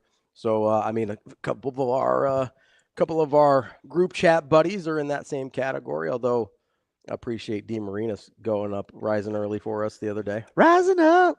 Back on the street. I just got the Peyton Manning, Clayton Kershaw reference dropped on me by KB. I'm kicking him I said that when we were with Bruntz. Kicking him out of the tree of trust. Just out of here? Well, he said it before you. So I had to give him credit. Okay. Although Kershaw has come back to have some fairly good postseasons. And Manning does have we did have Super Bowl. We did two. You're not counting the second one? I got to count it. He was the quarterback. But he was there. Although we do sleep on one of his statistical years in Denver. We don't. The one right before is absurd. Yeah, he had a monster. Yeah, it was stupid good. He did struggle that last one, but like he was balling. And he was hurt. Yeah, he had a couple really good years in Denver. You seen that guy's nerve? Yeah, he's not. Football was hard on Peyton's body. Yeah, it was. I do, and we'll revisit this tomorrow. I think I would really like to get into the correlation between not being super physically gifted and leading in. I don't know if we'll have enough list of guys. Well, I'm going to work on it because I'm fascinated by that. Duncan falls in the exact same. Does. Duncan is not physically special, although he was a really good athlete. So yes. I don't want to confuse the two. Yes, but I mean, you're not talking about a Shaq. Yeah, or elite. Yeah, or like a Giannis type, because I mean, Giannis is taller than than Duncan. Like, you're not talking about one of those guys. Yeah. He's a very good athlete, obviously really good swimmer, had that background, but you're not talking about an outlier within his context. Same thing with Steph. Like, I would argue, I think Steph's a better athlete than people give him credit for, but I mean body control, not measurables. Yeah, I don't. That You know what doesn't I even. mean? Yeah, it doesn't even need explaining. He's not John Moran. He's not 90% of the guys that Of the league. He's not even Maxey. Of the guys that he's cooking. Yeah. Like, So, I mean, I get it. So I do want to revisit that because I think that part of the conversation, while it is a very small group of people that even qualify. And we have to kind of agree. Yeah. Right? And who gets in the club. Regarded as one of Good the enough. top 8 or 8. Yeah. 9. I guess I'll say 10 because it's even, but that gets a little goosey. I mean, he's definitely above 10. He's top 10 in his sport. Yeah. He's won titles. Yeah. Is the reason they've won titles too. Yeah. Like that's where you get a little dicey with Manning's second one is like Brock Osweiler probably could have finished that job. Yeah. Like if we're being honest, like he probably could have finished the job with Denver that year. So that gets a little dicey with a Peyton on the second one there. But I do think there's this element of the guys that are physically freaky tend to lead a different way than the guys that are kind of had to come. Well, up a they different also way. tend to be the guys that are, why can't you just do it like a this little guys? tyranty. So although I do think we oversell Jordan's athleticism. Ooh, I don't know. I do. I don't know. I don't know. I get it. It's a hot take, but what do you think is oversold about it? Like just how twitchy he was. He was a great leaper. Great leaper. But his game wasn't predicated always on change of direction. It was very, I get it. He could be a blow by power dribble guy, but he was so crafty. Sure. I mean, so I'm thinking the second go around for Jordan. So later career Jordan for I'm sure. not even talking about old. I'm just talking about how he started keeping his feet on the ground. Yeah. I think he definitely. I think it's undersold how skilled he was. That's fair. I'll give you more that it's undersold how skilled he was, more than it's oversold how athletic he was. Well, I meant that it's oversold that his game was just predicated on his athleticism. Fair. Okay. Because that's not the case. No, he was incredibly skilled. And the reason he was allowed to be a tyrant was because his work ethic matched what he was asking of you. Yeah. Like that's kind of the key there. You can be a tyrant if you're willing to do everything you're asking. Like that's the secret sauce a little bit if you're going to lead that way. And it's hard though. You also have to be about that life. I don't know. I think it's a small list. I do too. I think it's a really small list. So somebody brought a name up, but I don't know if they're talking about something else, but was there too much drama with Larry Bird within the Celtics? Like, I know he was a trash talker, but within the locker room, I think he was liked. Larry was tough. He was tough on people. He was very tough on people. It was kind of his way or the highway. Even the whole draft thing. A little too mean-spirited? Yeah. Okay. That's fair. And I don't know. Because I'm a big Larry guy. You know that. Me too. And I do think he was the unquestioned leader. Yes, I agree.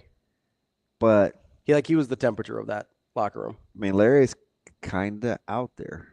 Yeah. I think he's very blunt. Yeah, Larry's kind of out there. I would probably not put Larry in that category. Okay. If it wasn't Larry, would it have been Kevin? I mean, that's the only other person it could have been.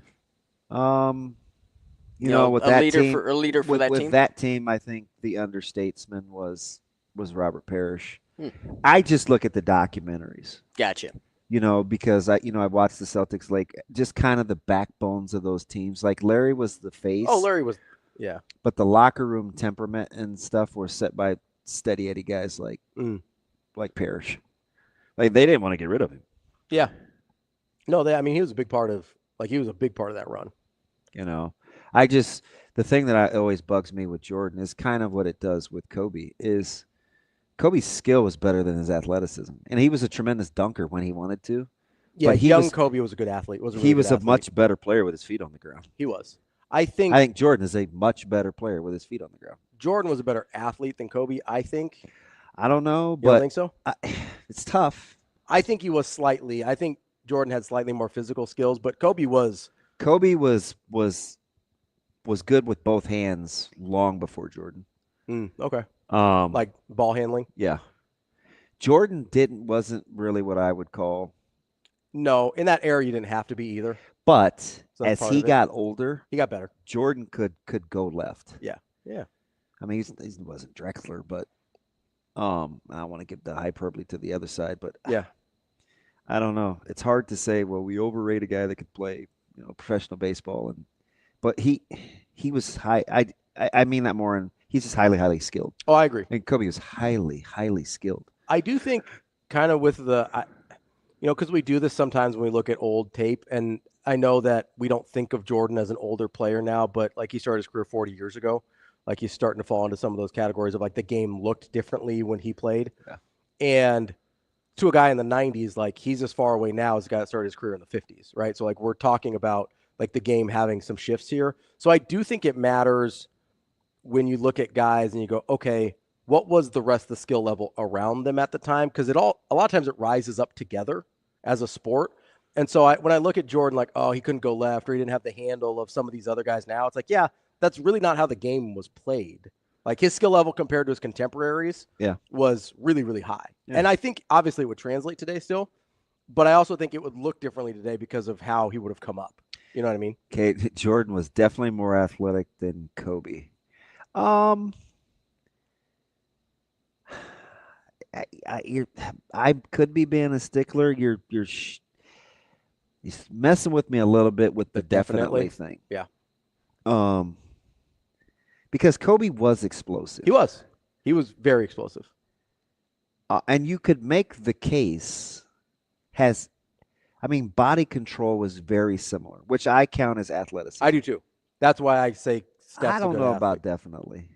I don't. Kobe could change directions earlier than Jordan too. He was much more fluid. But overall athleticism, sure. If we're going measurables, I think Jordan has him. Yeah, because he's a better leaper. Yeah, yeah. But I mean, but if you're taking everything else like body control and change of direction, all that kind of stuff, I think it closes the gap. I'd like to see those guys in like a short shuttle. Yeah, yeah. Or like a cone drill, 3-cone drill. Although Jordan was a really good defender, so the change of direction was in there. Jordan had elite level hands. Great hands. Great hands. Elite level hands. Yeah. I don't know about. I mean, he was staying in front of guys still. Yeah. And he was so strong too. Yeah, which helped a ton. Once he like met up with Tim Grover. Yeah, well, once he hurt his foot and he felt like lifting weights was important. Yeah. Well, once the Pistons beat him up a little bit too, like he was like, hey, let's tired of getting knocked on his bunda. I'm guessing. I don't know. It's a small list. Like squeaky clean. Like I used to say. Like Jordan's not on the list. 2017, 2018. I was like, gosh, man, I can't believe how LeBron has stayed squeaky clean. Mm-hmm. Give it time. It's the whole die a hero, live long enough to be a villain. Now, a lot of people don't say a lot of good things about him. So even at that point, I think by that point, the like drama with coaches, some of the drama with teammates, like I never really I think he's pretty clean in terms of not getting in trouble and like publicly. But in terms of the basketball stuff, it's been a little messy within front offices. This might be blasphemy. Do you question his leadership? Oh, yeah. See, me too. I don't know how good of a leader he is. He's one of those guys that's the leader because he's the best player. Yeah, but he put that Cavs team on his back. Yeah.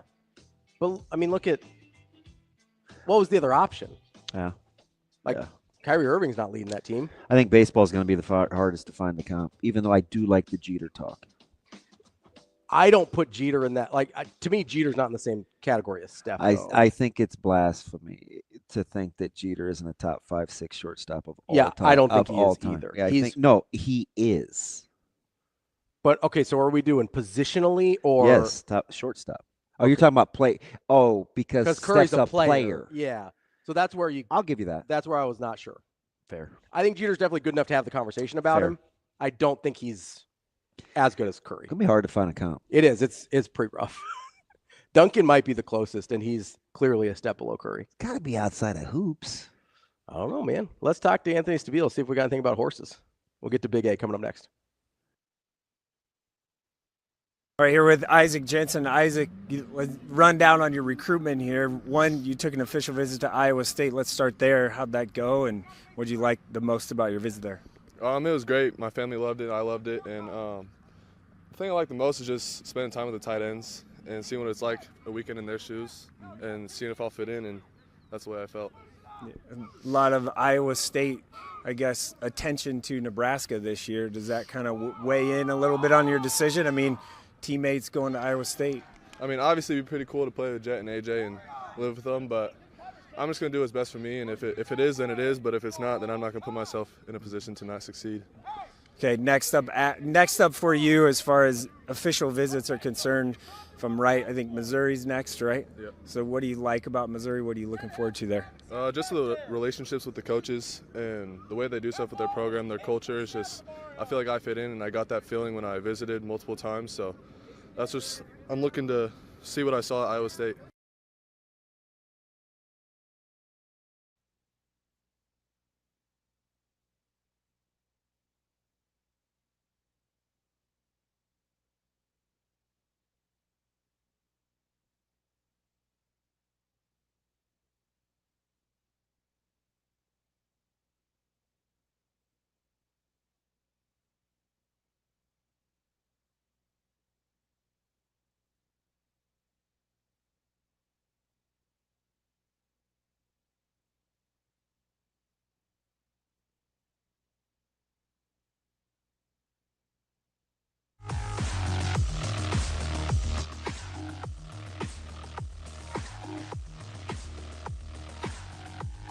You're listening to Hurrdat Sports Live. Journalism is getting closer now. He's behind a wall of horses. He's looking for a place to go, and he's got nowhere to go. Oh, he bumped hard with goal-oriented.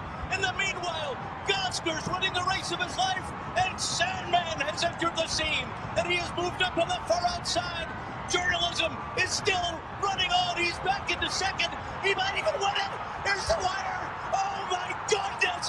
Journalism has won the Preakness Stakes in a performance like you read about. Wrapping up the show here today on Hurrdat Sports Live. That's DB. I'm Ravi, Lulla. We are joined now by the one, the only, Big A, Anthony Stabile. What's going on, buddy? Gentlemen, what's happening? Well, I'm just excited. I mean, this is the race in which you were infamously dubbed the Beast. So I'm expecting nothing but top shelf Big A, man. I mean, it's the Belmont. This is right in your wheelhouse. Yeah, and you would think that I'd be getting a little bit more prepared for this. I don't know, maybe doing some lunges or something.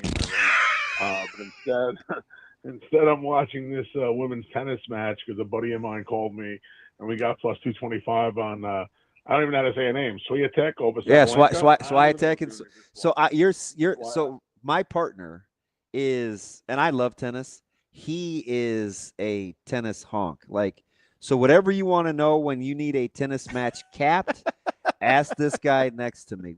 We have it. Big A. There's 10 TVs in here, and 3 of them are on tennis. I'm not kidding you.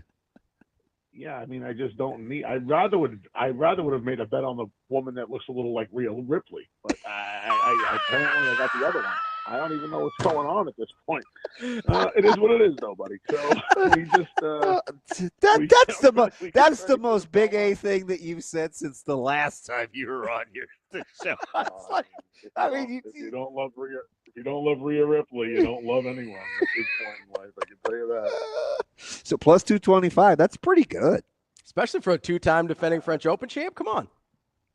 I could listen to me. If you put these 2 women in a lineup of 10 others, I couldn't tell you who they were. They could, for all I know, they could be jockeys. If they were a little small. I have no clue.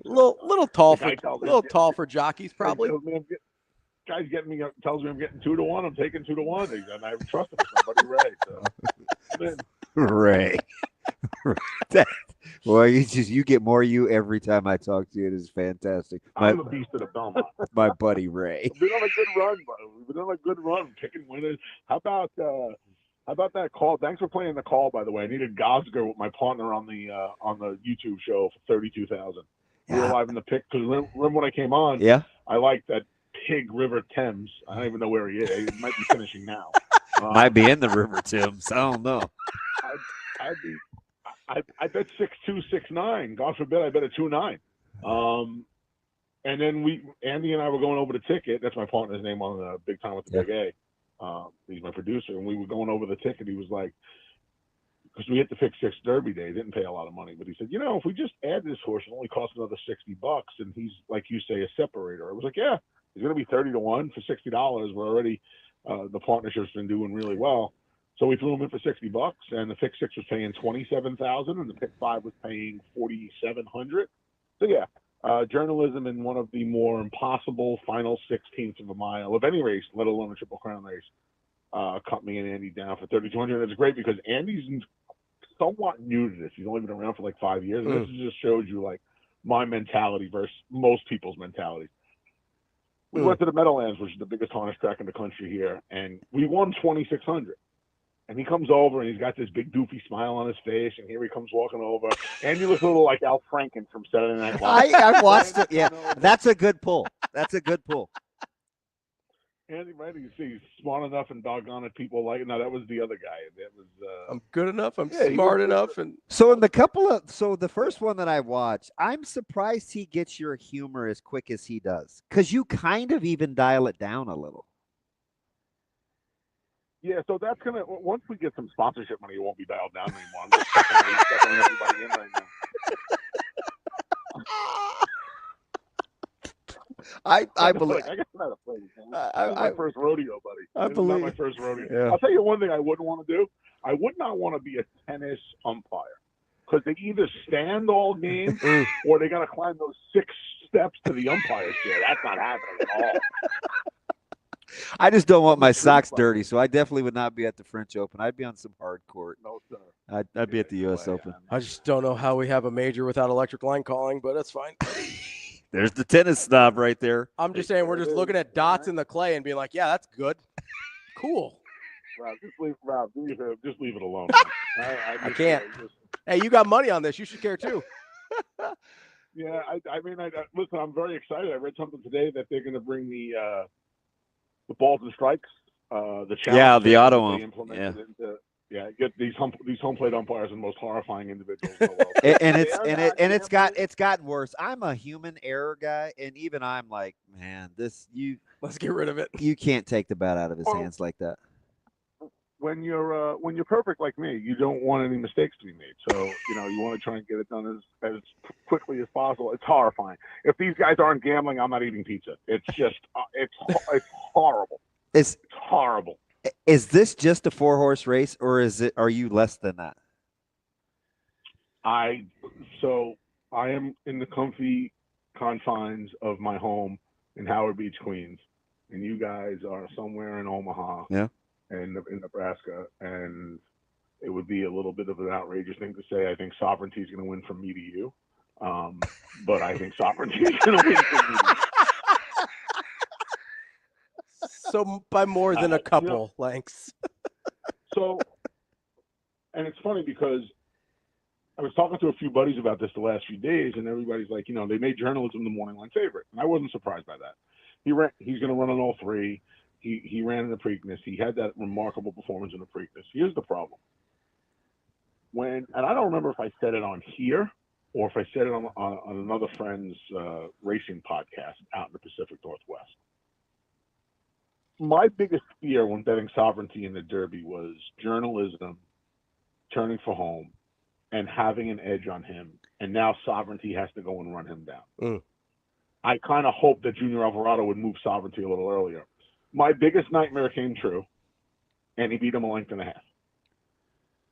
He has 5 weeks off, went straight to Saratoga from Derby, arrived Tuesday morning, I believe, in Saratoga, has trained there brilliantly. This horse went from Kentucky to Baltimore, got banged around like a pinball for a 16th of a mile, had to go and put his running shoes on to go and run Gosger down in an electric performance.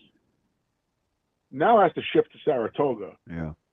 he couldn't beat Sovereignty when they were on equal rest and equal footing, for the lack of a better term. What makes me think, with everything that's gone on the last 5 weeks, with the different, right, the tale of two cities, why do I think he's going to beat them now? I understand making him the favorite in a convoluted way. So kind of a blessing. People still think he might be the best horse, but I don't. So kind of a blessing in disguise that the Florida Derby was the way that it was, keeping him out of the Preakness for Sovereignty to be a little fresher, or no? You know, I'm not 100% sure.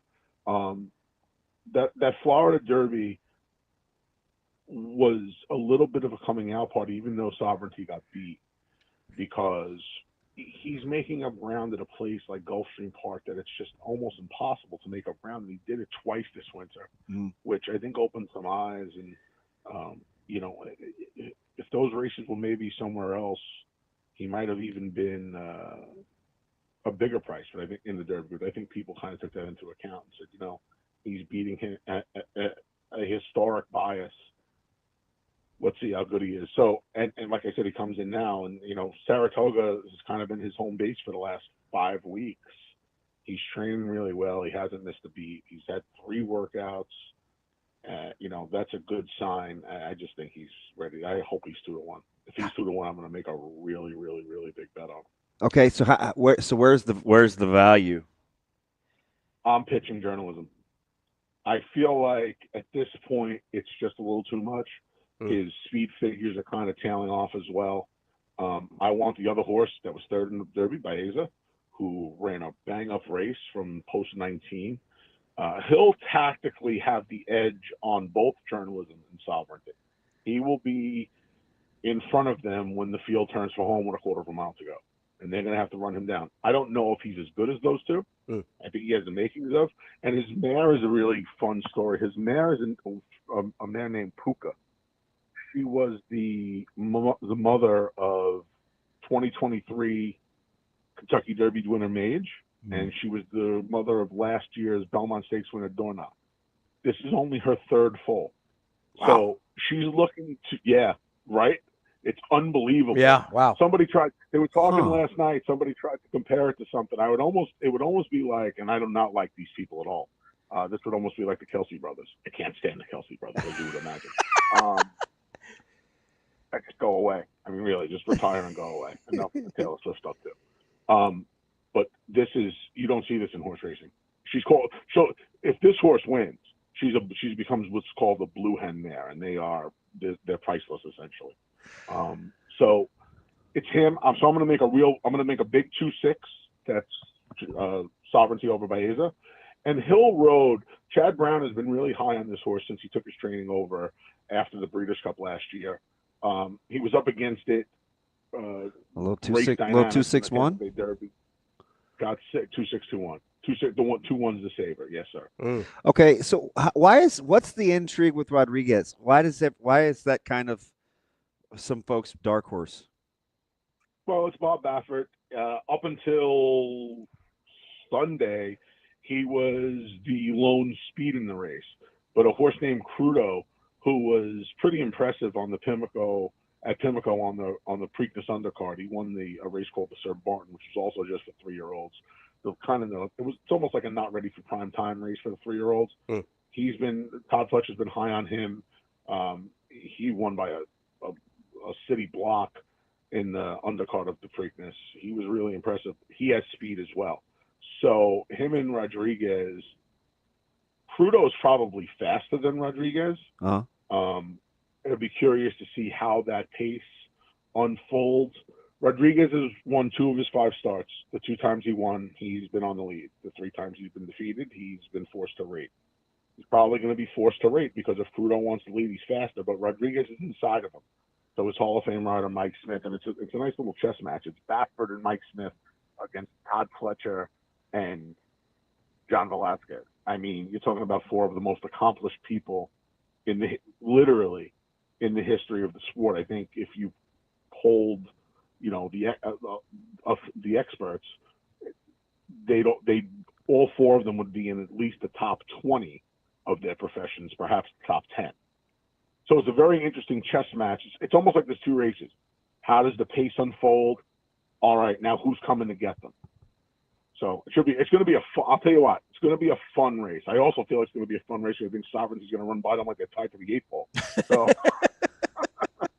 I'm excited. I'm excited for the race. And the Beast is always excited. I mean, the Beast is excited for everything.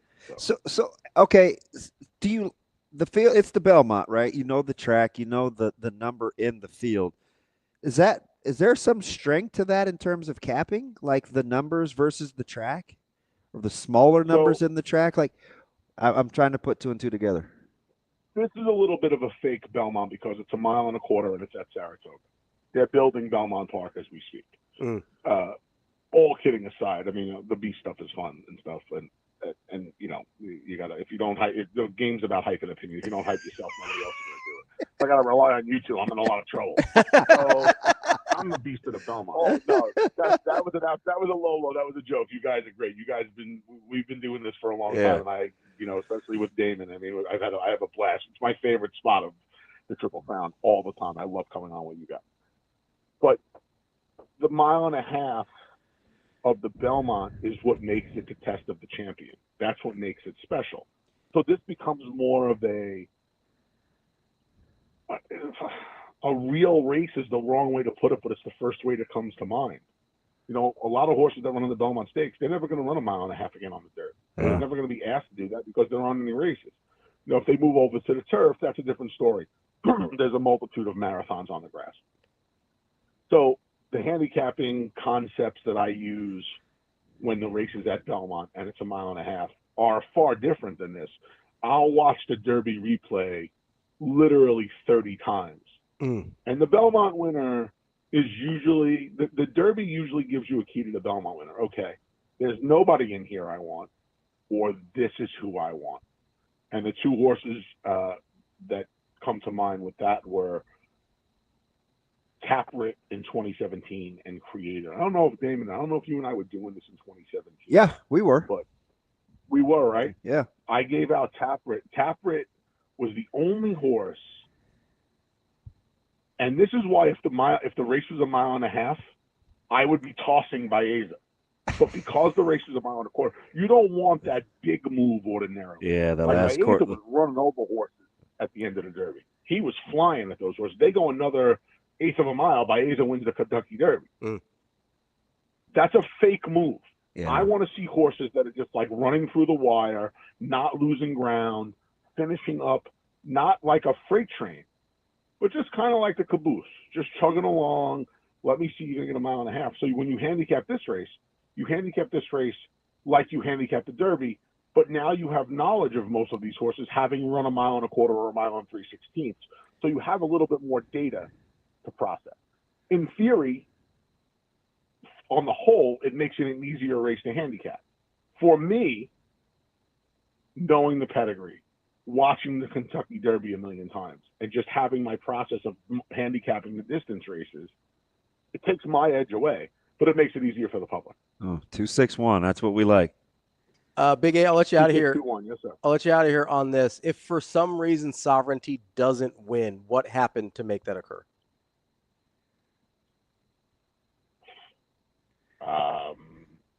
I mean, it's a long way from Like, you how and does Queens to us in Omaha. Yeah, I like mean, how that's does this the race? distance. How does this race have to go if Sovereignty doesn't end up winning? I would imagine Rodriguez or Crudo get loose on the lead. Okay. And it just kind of gets to be, but with each other's presence, I just don't see that happen. If their post positions were flipped, if Crudo was inside of Rodriguez is the 3, Crudo's the 5. If their post positions were flipped, I would say, Crudo could get loose on these horses. Okay. But because Rodriguez is inside of him, I don't know if Mike Smith's going to give up that tactical advantage of being inside and letting Crudo going around. Obviously, John Velasquez would have to use Crudo a little harder to get around Rodriguez. I don't envision either of those guys letting that happen. Just all the way Crudo out might be on bad, journalism. Wow. Even your next best scenario didn't include journalism. Just too tired, huh? I just think it's too much. He had a hard race in the Derby. He had a hard. Super and, tough in the people Preakness. think, like, yeah, people think that these horses, like that these. And I hate using these words, but it's the only word that, he went through a traumatic experience. He almost got dropped in the Preakness. He was in those close quarters. He got bounced around really good. Like, that was a dangerous situation. Like, Flavian Pratt should have gotten a very heavy fine, who was on goal oriented. I don't know if he did or didn't. I don't think Umberto Rispoli, who rides journalism, gave him a particularly good ride. You're on the best horse. Keep him in the clear. Stop trying to get fancy.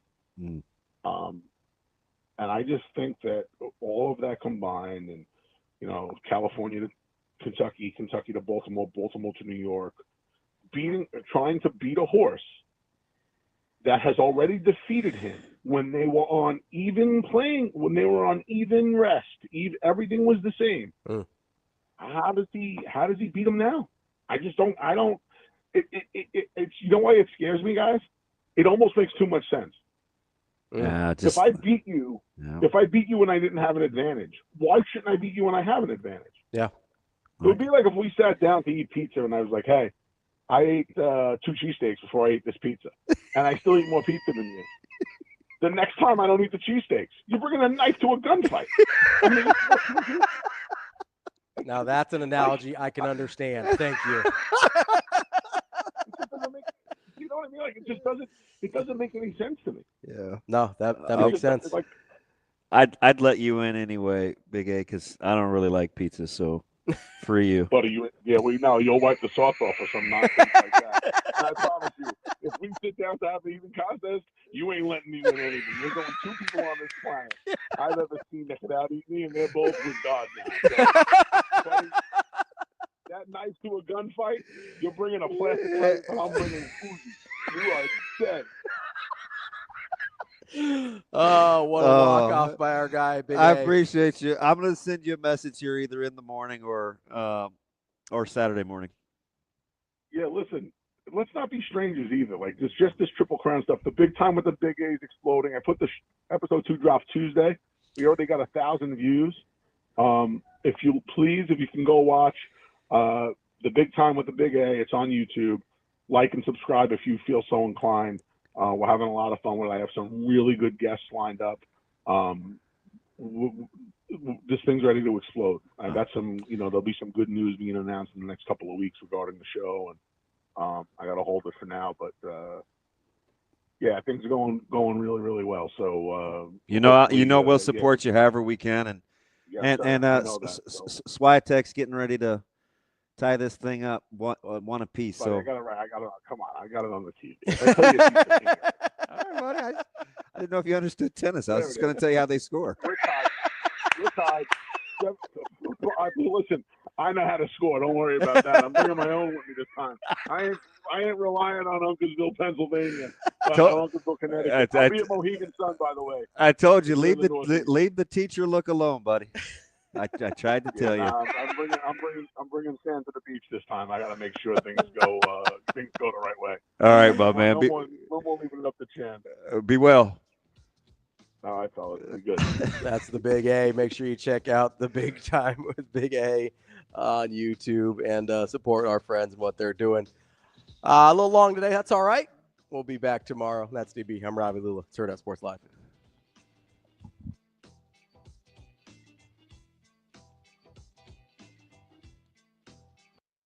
See you. Have a good day. Love you.